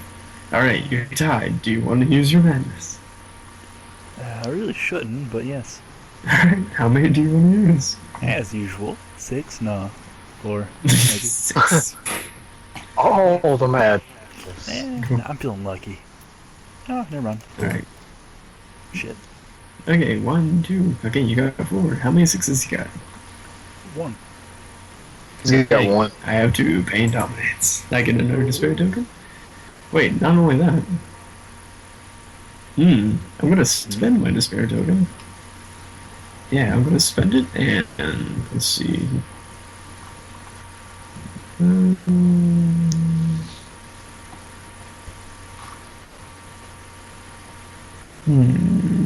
Wait a minute, do I want to do that? Let me read on this. I get this odd feeling I'm not going to live long enough to explain my backstory. I have a good idea of what your backstory is, but let's see. I feel like I'm suddenly playing Akinator, the web genius. Oh my god. They turned that into a pay-to-win game now. Like, Oh man. you only get to do so many guesses before he's like, oh yeah, you gotta have coins now. Nah, it sucks. It really sucks. That's retarded. Alright. I'm gonna take away one of my despair tokens. I'm gonna put a 6 into your madness. So, we're tied on 6s. Dominate. We're tied on 6s. How many 5s do you have? I have 1 5. 1. Alright, I do too. How many 4s do you have? Yeah. 1 4. 1. I do too. How many 3s do you have? In all? 2. 2. 2. 1 in each. I've got 0 3s. Would you like to use your madness has the most dice, so madness dominates. Do I Check choose? off. You check off. No, like once it gets down to that point, you've got 2 in each pool. Then, if I'm right on this, the pool with the biggest amount of dice dominates after that point. So, I was gonna say.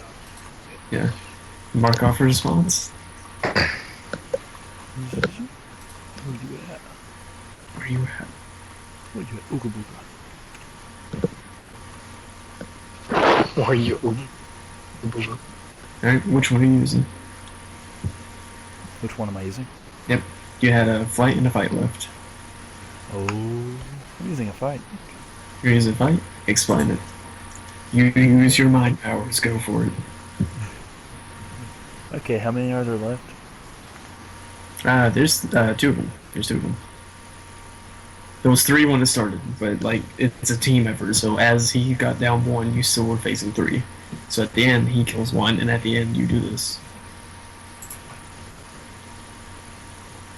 Okay. So you're both taking on 3, but it basically we've decided at the end of this fight, Chris kills 1, and you. I have a question. Like, I'm just like wondering, like, what are the limits of this? Like, Of your madness powers. yeah, like, Depending on how many dice you roll. For 4, it's way up on the 2. Like, you can go abstract with it. A 6 is like, I read their minds so much that I can see what color their soul is. oh, so like a 6 would be like I turn Super Saiyan and Yeah.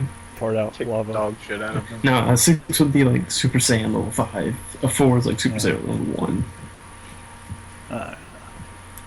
1 is Krillin, 2 is, yeah, like it goes up from there. 2 is Okay. Yamcha. Yeah, 2 is Yamcha.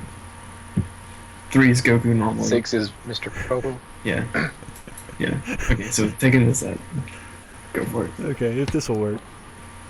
I use my mind powers to convince them to just start Fight to the slashing death. at each other Oh, with you their make them kill themselves. yeah, Some like blade kill each other. scissors. Alright. So one of them cuts a throat, the other one just stabs through their chest. Yeah. They both fall down. They all fall down. I'll be brutally honest with you. I did not see that going so I swimmingly. didn't either. Okay. Are you still Jack-o'-lantern? No, I have to revert like after a while. Okay, what do you look like? Reverted. I am pretty slashed up. Are you bleeding? Yeah, easily. Britain, he's bleeding. That's not good. What do Like you cuts and scrapes all over your arms, like nothing like bone deep, but you can tell they're really like they're pretty long cuts, like in size. What do you? Okay, you guys get another hope token because I used one. So you guys got two of them now. I will put that as a scar, by the way. Okay, go for it. 2 hope tokens. I will gladly add I that as a say- scar. That was cool. I go, yeah, no, not really. Yeah. Alright, what's your guys' Scars. next action? After you get that. Epic ladies of hate fight. Save. Well, Alright. do we I need want to to go look in? over at him and say, why did they just kill each other? Damned if I know. Alright. Do you guys enter or do you leave? What do you think? Should I we- enter. I guess we'll enter. I'm going in. You have killed the ones who were going to the Wise King's place. So do you enter? Was that all we needed to kill? Wait, Or do we know? how did we know that? They said meant, it. yeah, they said it. Oh, okay. Well, I'm just going to dust my hand and say, there we go. Problem solved. Works for me. Sure. Alright. Alrighty. As you both turn around, okay, what do you do? Like, how do you leave?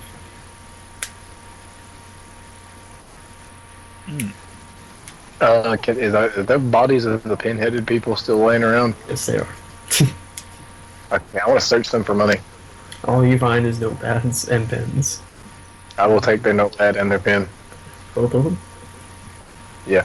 Alright, you've looked through them, they have notes of like upcoming events and things about you and things about Britain. And I'm going to sniff him. Okay. Pinhead. He smells of ink and blood. You see him do this.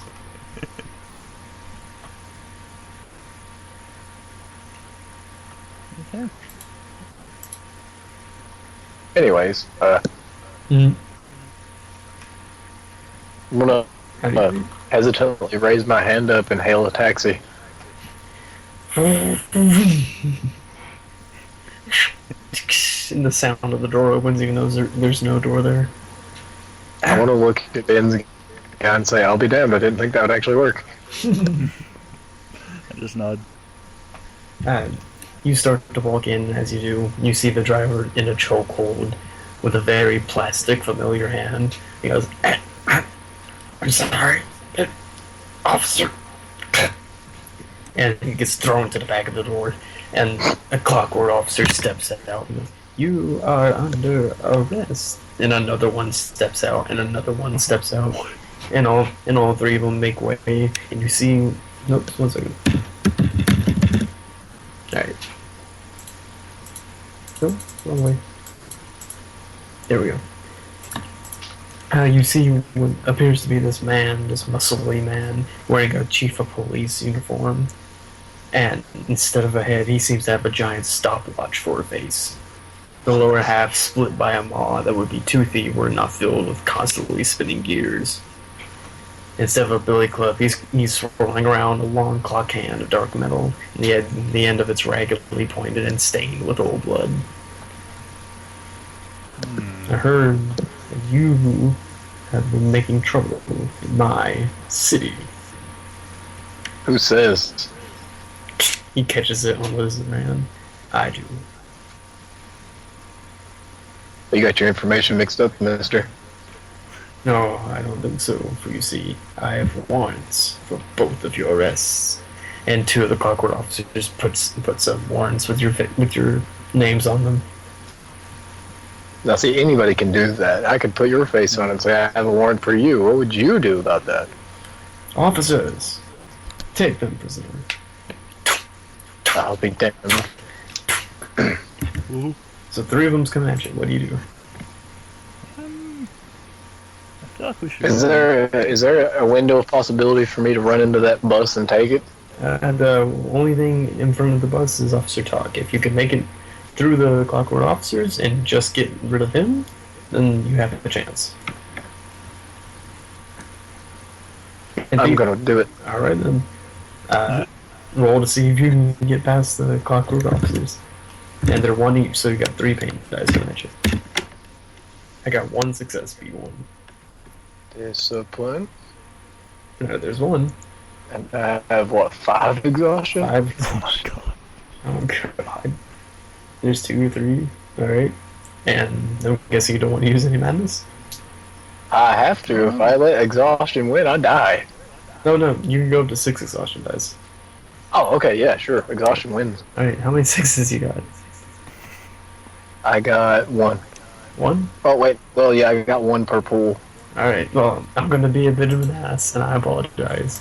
But Feel free to. I feel like you can get yourself out of this. I really do. Okay? It's part of the game, bro. I put my faith in you. I'm going to spend a despair token. And I'm going to put a 6 in your exhaustion. Oh, man. How many 5s do you have? 1.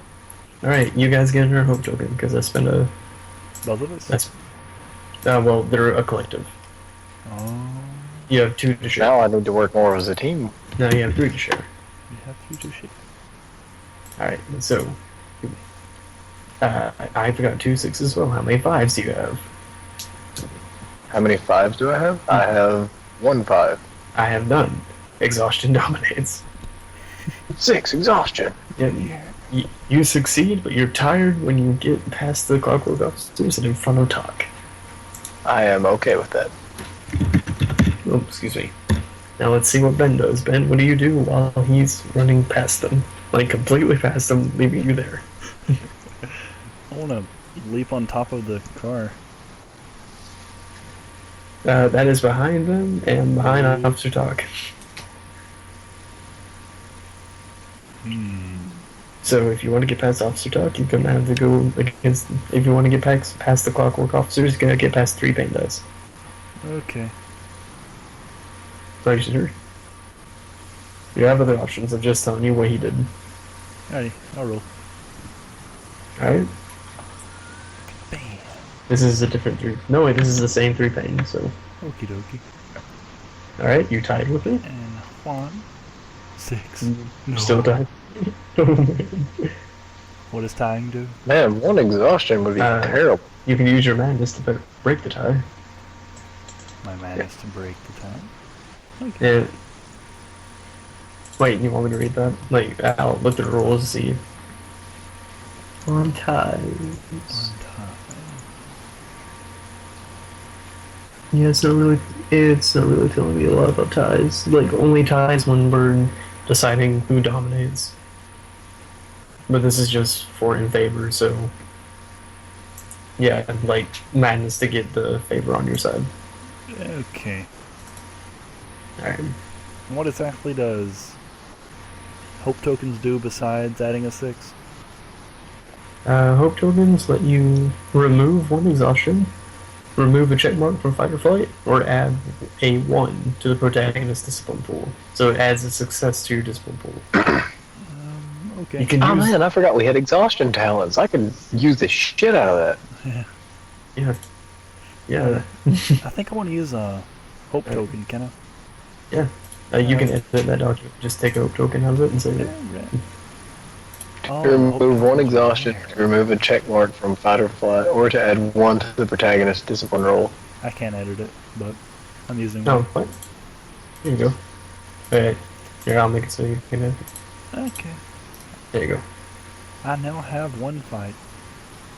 I mean, yeah. Ah. 1 fight, 1 flight. Oh, you're adding a. You're adding a response. Like you're unchecking off the response. Okay. I thought you was gonna put a success in your discipline. No, I have better plans. Okay. So That you scares me. rolling madness then? Yes, sir. All right, roll it. How many you rolling? 6. Go for it. Ah, shit. Okay.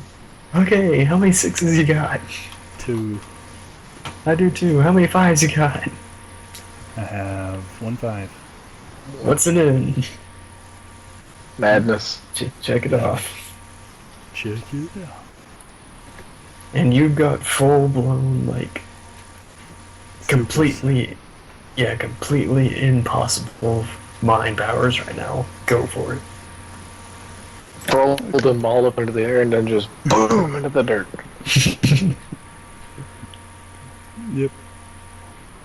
You do it? So there are 3 Either robot that, dudes. or you could use your mind Mhm. powers to pull the beating mechanical heart of Officer Talk out and then just bust it right in his face. Yes, there's 3 of them. Okay. Yeah, is there a human? Or They're all clockwork machineries with machinery brains. With Okay. clock brains. Yeah. Same guys you fought in the disaster. Basically. no?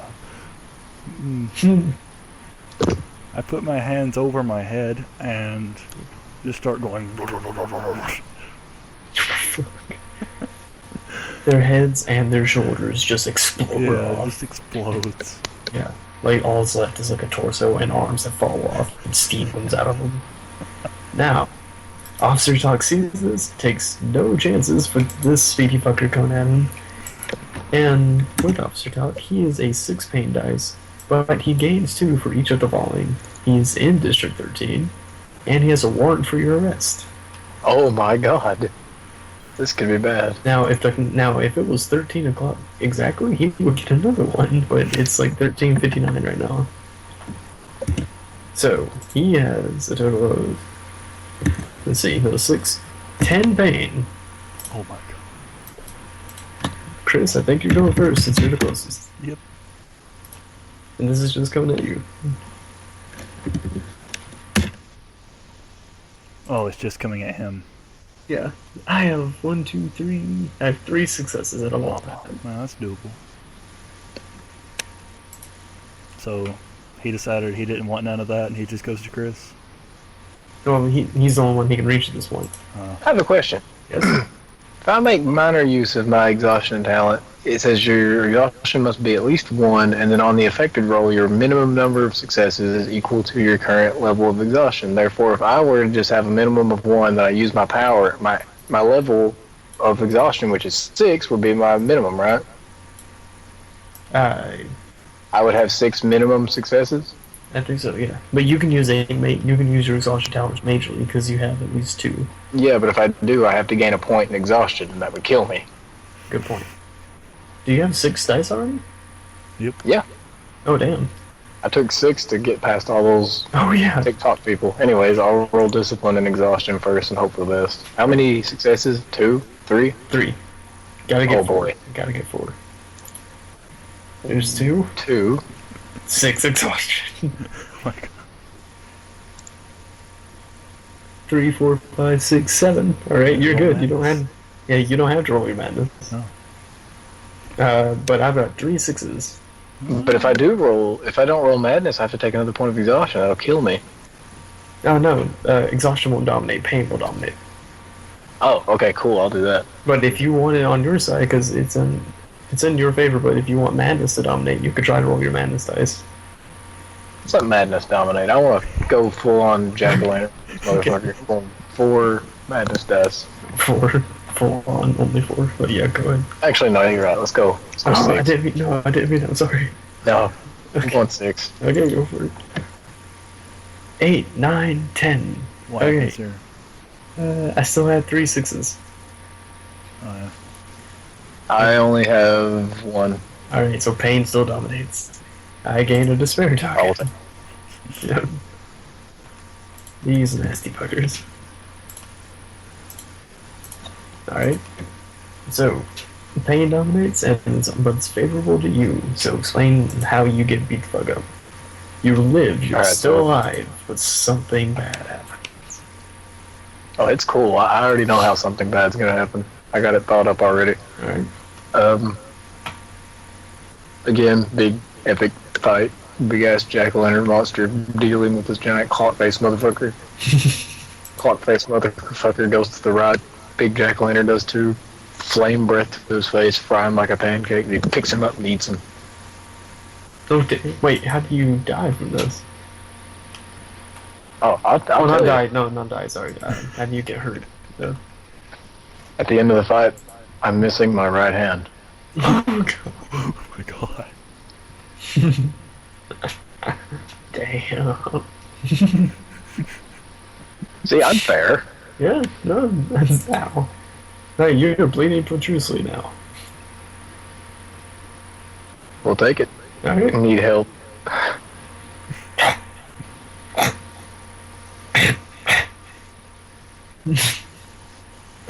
Are you guys okay?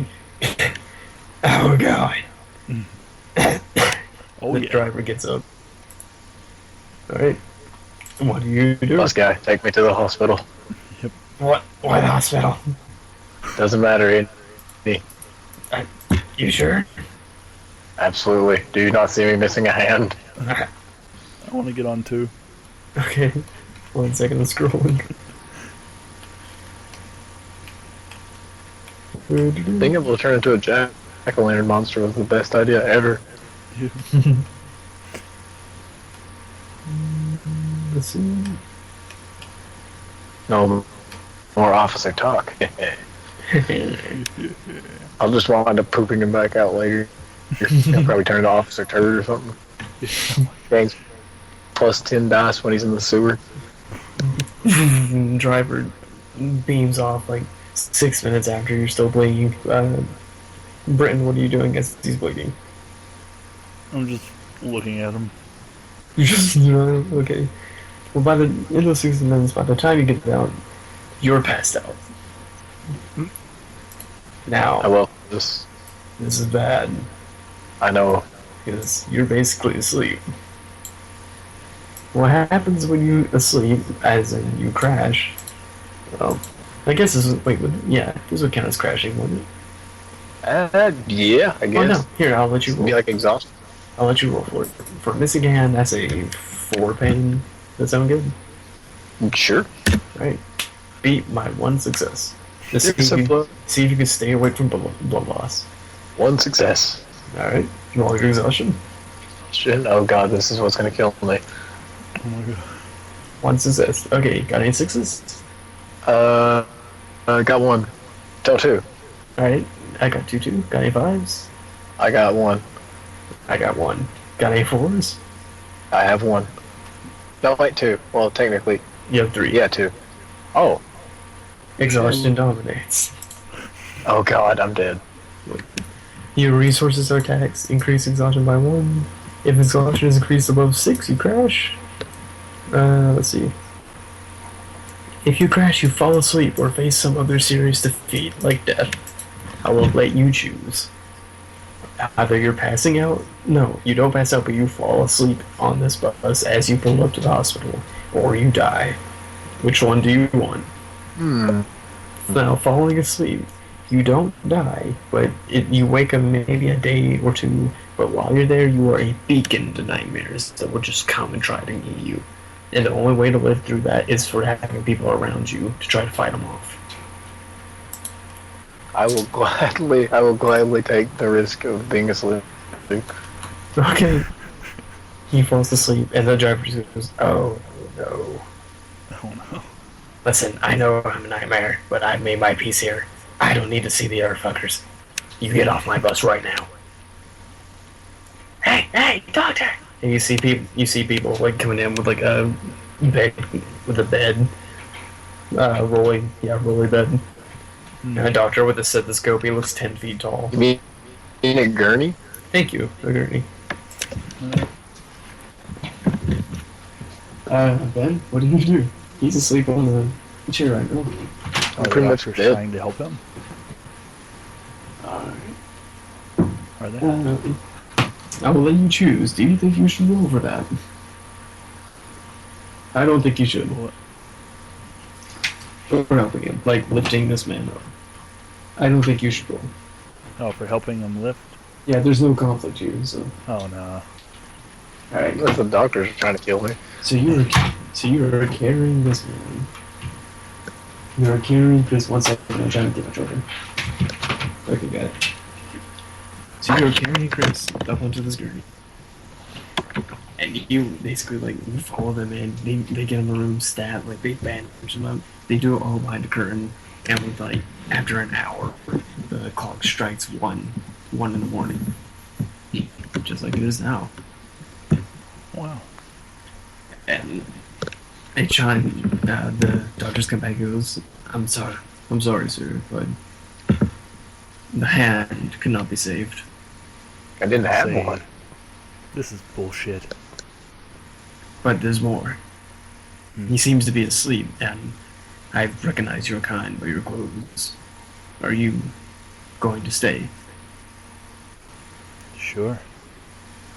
Alright, so I'm gonna. How long do you think, in a total of days, Chris, how long do you think you're gonna be sleeping? I'd say about a day or two. Most Alright. likely maybe 1 or 2. Alright, if you had to pick between 1 or 2? I would pick 1. Alright, so then you have a round of 1 coming at you. So this is basically we sum up sleep by doing a quick round of rolls. And in 1 day, I'm gonna say like at least 2 nightmares try to come and eat Chris alive. And well, not just him, but like those parts that make him, like his inner dreams and his thoughts. They may just take that instead of him and leave him as a decrepit being. Nightmare. So, I'm gonna choose a random nightmare and say, okay, these things are basically baddies who don't come out unless shit comes at like this. No one fucks with them. How many? I'll let you choose. How many dice are you gonna go up against? How many what? How much pain are you coming after? At least 2 nightmares. I will let you choose the amount of pain dice to get them both. I just want you to know that these are bad motherfuckers. You don't come out unless someone falls asleep. How many? Yeah, how much? No, well, 2's coming out. I will let you choose the amount of pain dice each have.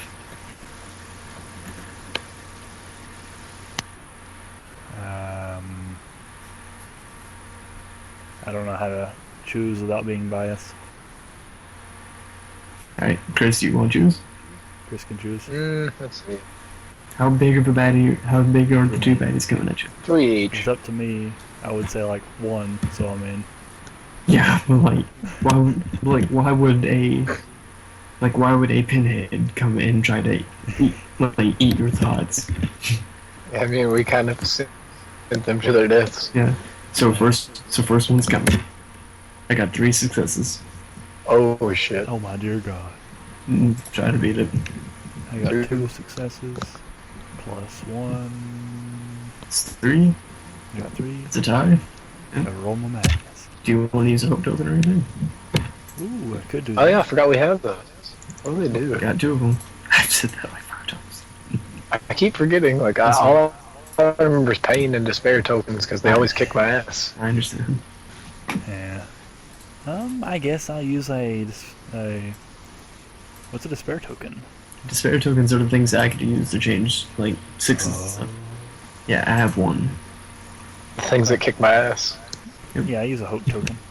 Alright, what are you gonna use it for? You Gonna could make Hmm? oh shit. Gonna make that a extra 1 so I'll win. Oh, okay. So put it in discipline. Or like, what are you saying? Are Yeah, I'll you put it in discipline. So Alright. Alright, so you guys 6s, no 4s, yes. So discipline dominates. You basically fight it off. It's a gnarly thing, like comes out of the shadows, like it comes out of his shadow and tries to like go into his head with his claws. How do you fight that off? There's no downside. I have an army now. basically, since I'm so agile with my parkour and shit, I can just kind of not be hit by it. Awesome. and you basically like throw it away from Pendleton's body as he lies there. He like tosses it out of the window. Because you're protecting him during this. Yeah. Alright, so here's the second one. Comes out like later the next day. I got 1 success. 1 success. Go for it. See if I can beat that. Yeah. 1 success. Got Exotic. 1. Exhaustion. 3, 2 success. Nice. Alright. Exhaustion. I'm gonna use the despair token. I've only got 1 left. You know what? Nah, I can't do anything anyways. No, wait, yeah, I can. I'm gonna use my despair token, put it down to 0. I'm gonna put a 6 in your madness. A 6 in my madness. Yep. So madness dominates, and you get power to you. So how do you use your madness power against this thing? It's basically, it comes out of the mirror and tries to tries to open its mouth and go inside him. It looks just like him. Yeah. It's like the jack-o'-lantern, but smaller. Its eyes are yellow. So How do you? It is. You can use your mind powers. how crazy is it supposed to be? It's a 1, so like barely crazy. 1. Okay. Lethal, but barely. Yeah. And you can just fight it as you're doing it. So you can like confuse it while you fight it. Okay. Like Michael Bay's attempts at being realistic. Exactly. It explodes everywhere. No. um, yeah, I'm fighting it, and I make him hear a noise behind him, Yes. and he thinks it's another person trying to kill him, so he turns around, Alright. and I get him in the back of the head. Alright. There you go. After 2 days, Chris wakes up. Now, when you wake up, here's what happened. It was a joke all along. It's a birthday party. You wake up at your house. No. I wake up as the screen turns to black. No! 1 second. Okay. Oh. Should have played a Shaquille O'Neal. Should've. Right. When you wake back up, your discipline drops to 1. Oh God. So you have 1 discipline die. You have no access to your talents until you reclaim your insomniac lifestyle by staying awake for at least as long as you slept. That'll be fun. At which point the talents of full Yes. discipline score of 3 come back. And as you wake up, like you barely like the first amount of sleep you've gotten in God knows how long, you feel somewhat empty inside, like a part of you is gone. Like a part of you that brought you, a part of you that's been a part of you for so long is just gone. Almost like your right hand's missing. Mm-hmm. Not just that, like inside you. Oh, vital organs. you I look took into my kidney while I was asleep. Sorry. you look into the mirror on the opposite side of the wall, and what do you see? Oh man, I get to describe it now. Cool. I never thought I'd get this far. Okay, so like you know how like every cheesy video game first person shooter ever made, like whenever you get hit with something in story mode or campaign, like the eyes go down and everything's like blurry, and then when they look back up, like it kind of refocuses and on like a singular point. Mm-hmm. Okay, imagine that, but like a big ass mirror on the other side of the bed, Mm-hmm. like dude laying in a hospital bed, like similar in appearance to however I described him. And then this little pure white figure with like streaking jet black hair, like with like these holdout bleeding eyes, like just standing next to the like in the bed next to him, Mm-hmm. And with that, like a little kid kind of thing.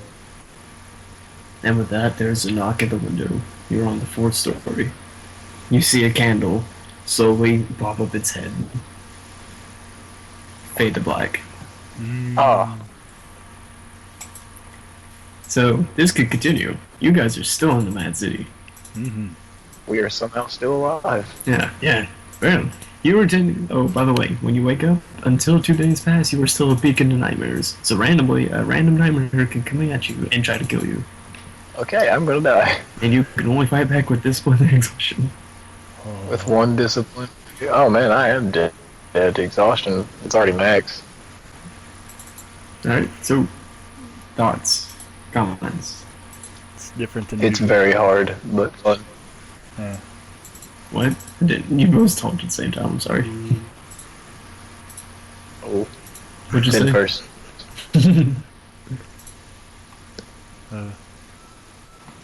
I said it's different than normal. How so? It's more. It's like Dark Souls, except really wacky shit. Yeah, that and It really is. Like, the combat shit is way more tense than it's been in any other game. like, I don't know. We make up more of it than you do, which is a change. Yeah, that was a real big change. Yeah. Feels think- odd. The book basically gives you a guide to what's in the Mad City and the people in the Mad City and what it's all about, but it doesn't give you like stories or campaigns or anything. So it's really hard to make scenarios with it. So it's best to during the character creation you make your goals, what you want to accomplish, and that's basically the story. Like for you, you at least got some of your things done. Like you have love now. Who you choose to affect that with is up to you, and whatever nearby. Stay the will. hell away from me. How you, baby? And at the end, Chris, your character got a little bit closer to finding out what it is. He actually knows what it is, technically. Well, you know what? Not what it is, but Like, in a spiritual and philosophical sense. yeah. Yeah. Where do you see you guys' characters going from here? Dying. Yeah, I think you're gonna die. You, not him. Yeah, I'm gonna ride off into the sunset. I don't know, everybody, Ben's guys have been the only one so far to, like, survive with discipline rather than exhaustion and madness, like, 24/7. Well, he's checked off a lot of responses. He's been using hope tokens to keep himself stable. Yeah, I've been afloat with those We only have, like, one of those. Wait, no, we have two. Wait, we have 2 left. two. Right. Okay. I'll need those. Ben has 1 left. I think it's a fight. Is it? No, it's a flight. It's a flight. No, it's a fight. It's a Oh, flight. it's a flight. Okay. You know permanent madness yet, which is good. Yeah. I'm actually amazed we don't. Yeah, I'm too. Yeah, I use especially. madness a whole lot. Yeah. I think it's because of the hope tokens. Like every time I use a despair, you got a hope, and you just like, yeah, I'm gonna get back a response. Screw that. Yeah. Yeah, you get 3 permanent madness, and you become a nightmare. And you get a kid. Yeah. Which wouldn't be really too bad. I don't think. I don't think I'm a very dangerous. Oh well, nightmare. you become a shell of your human self.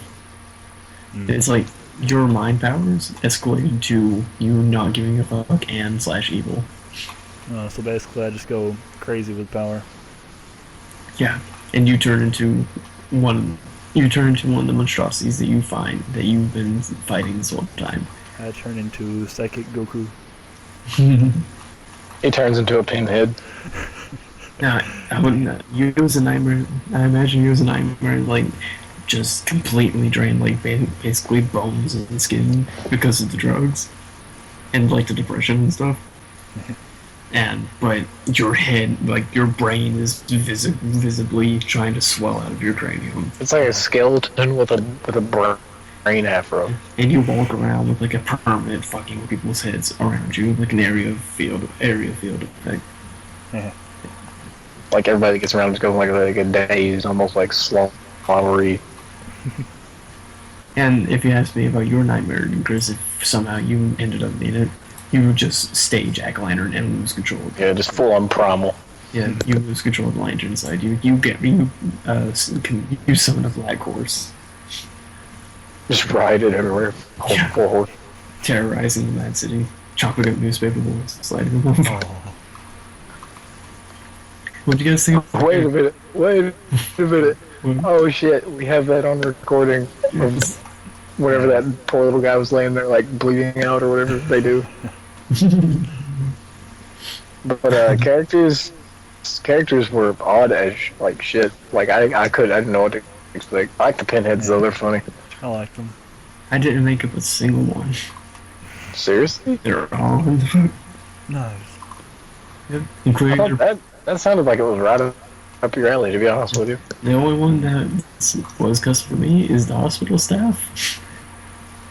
And the driver, which I'm pretty sure you guys got the cameo without me having to say it. yeah. Yeah. From research picked and up- development. Yep. You take one look at him, and you just chug your whole thing. Go now. Yeah, fuck this guy. I'm pretty sure I'm more hatred than anything on here. You drink 2 bottles of it. I'm pretty sure you didn't have 2 bottles of it in you. Speaking of which, I have good news, everyone. Mhm. It doesn't directly involve WW Dink because I still haven't gotten around to completely finishing that yet, but it will help me finish it How? because I figure I'll go ahead and do my first thing of night shift to get the GM feel in me to understand how things go and how to pace. Very nice. Very nice. So if you guys are down for that, I will do that. I'd Do be you down. need links or anything? Yeah, just the like night shift.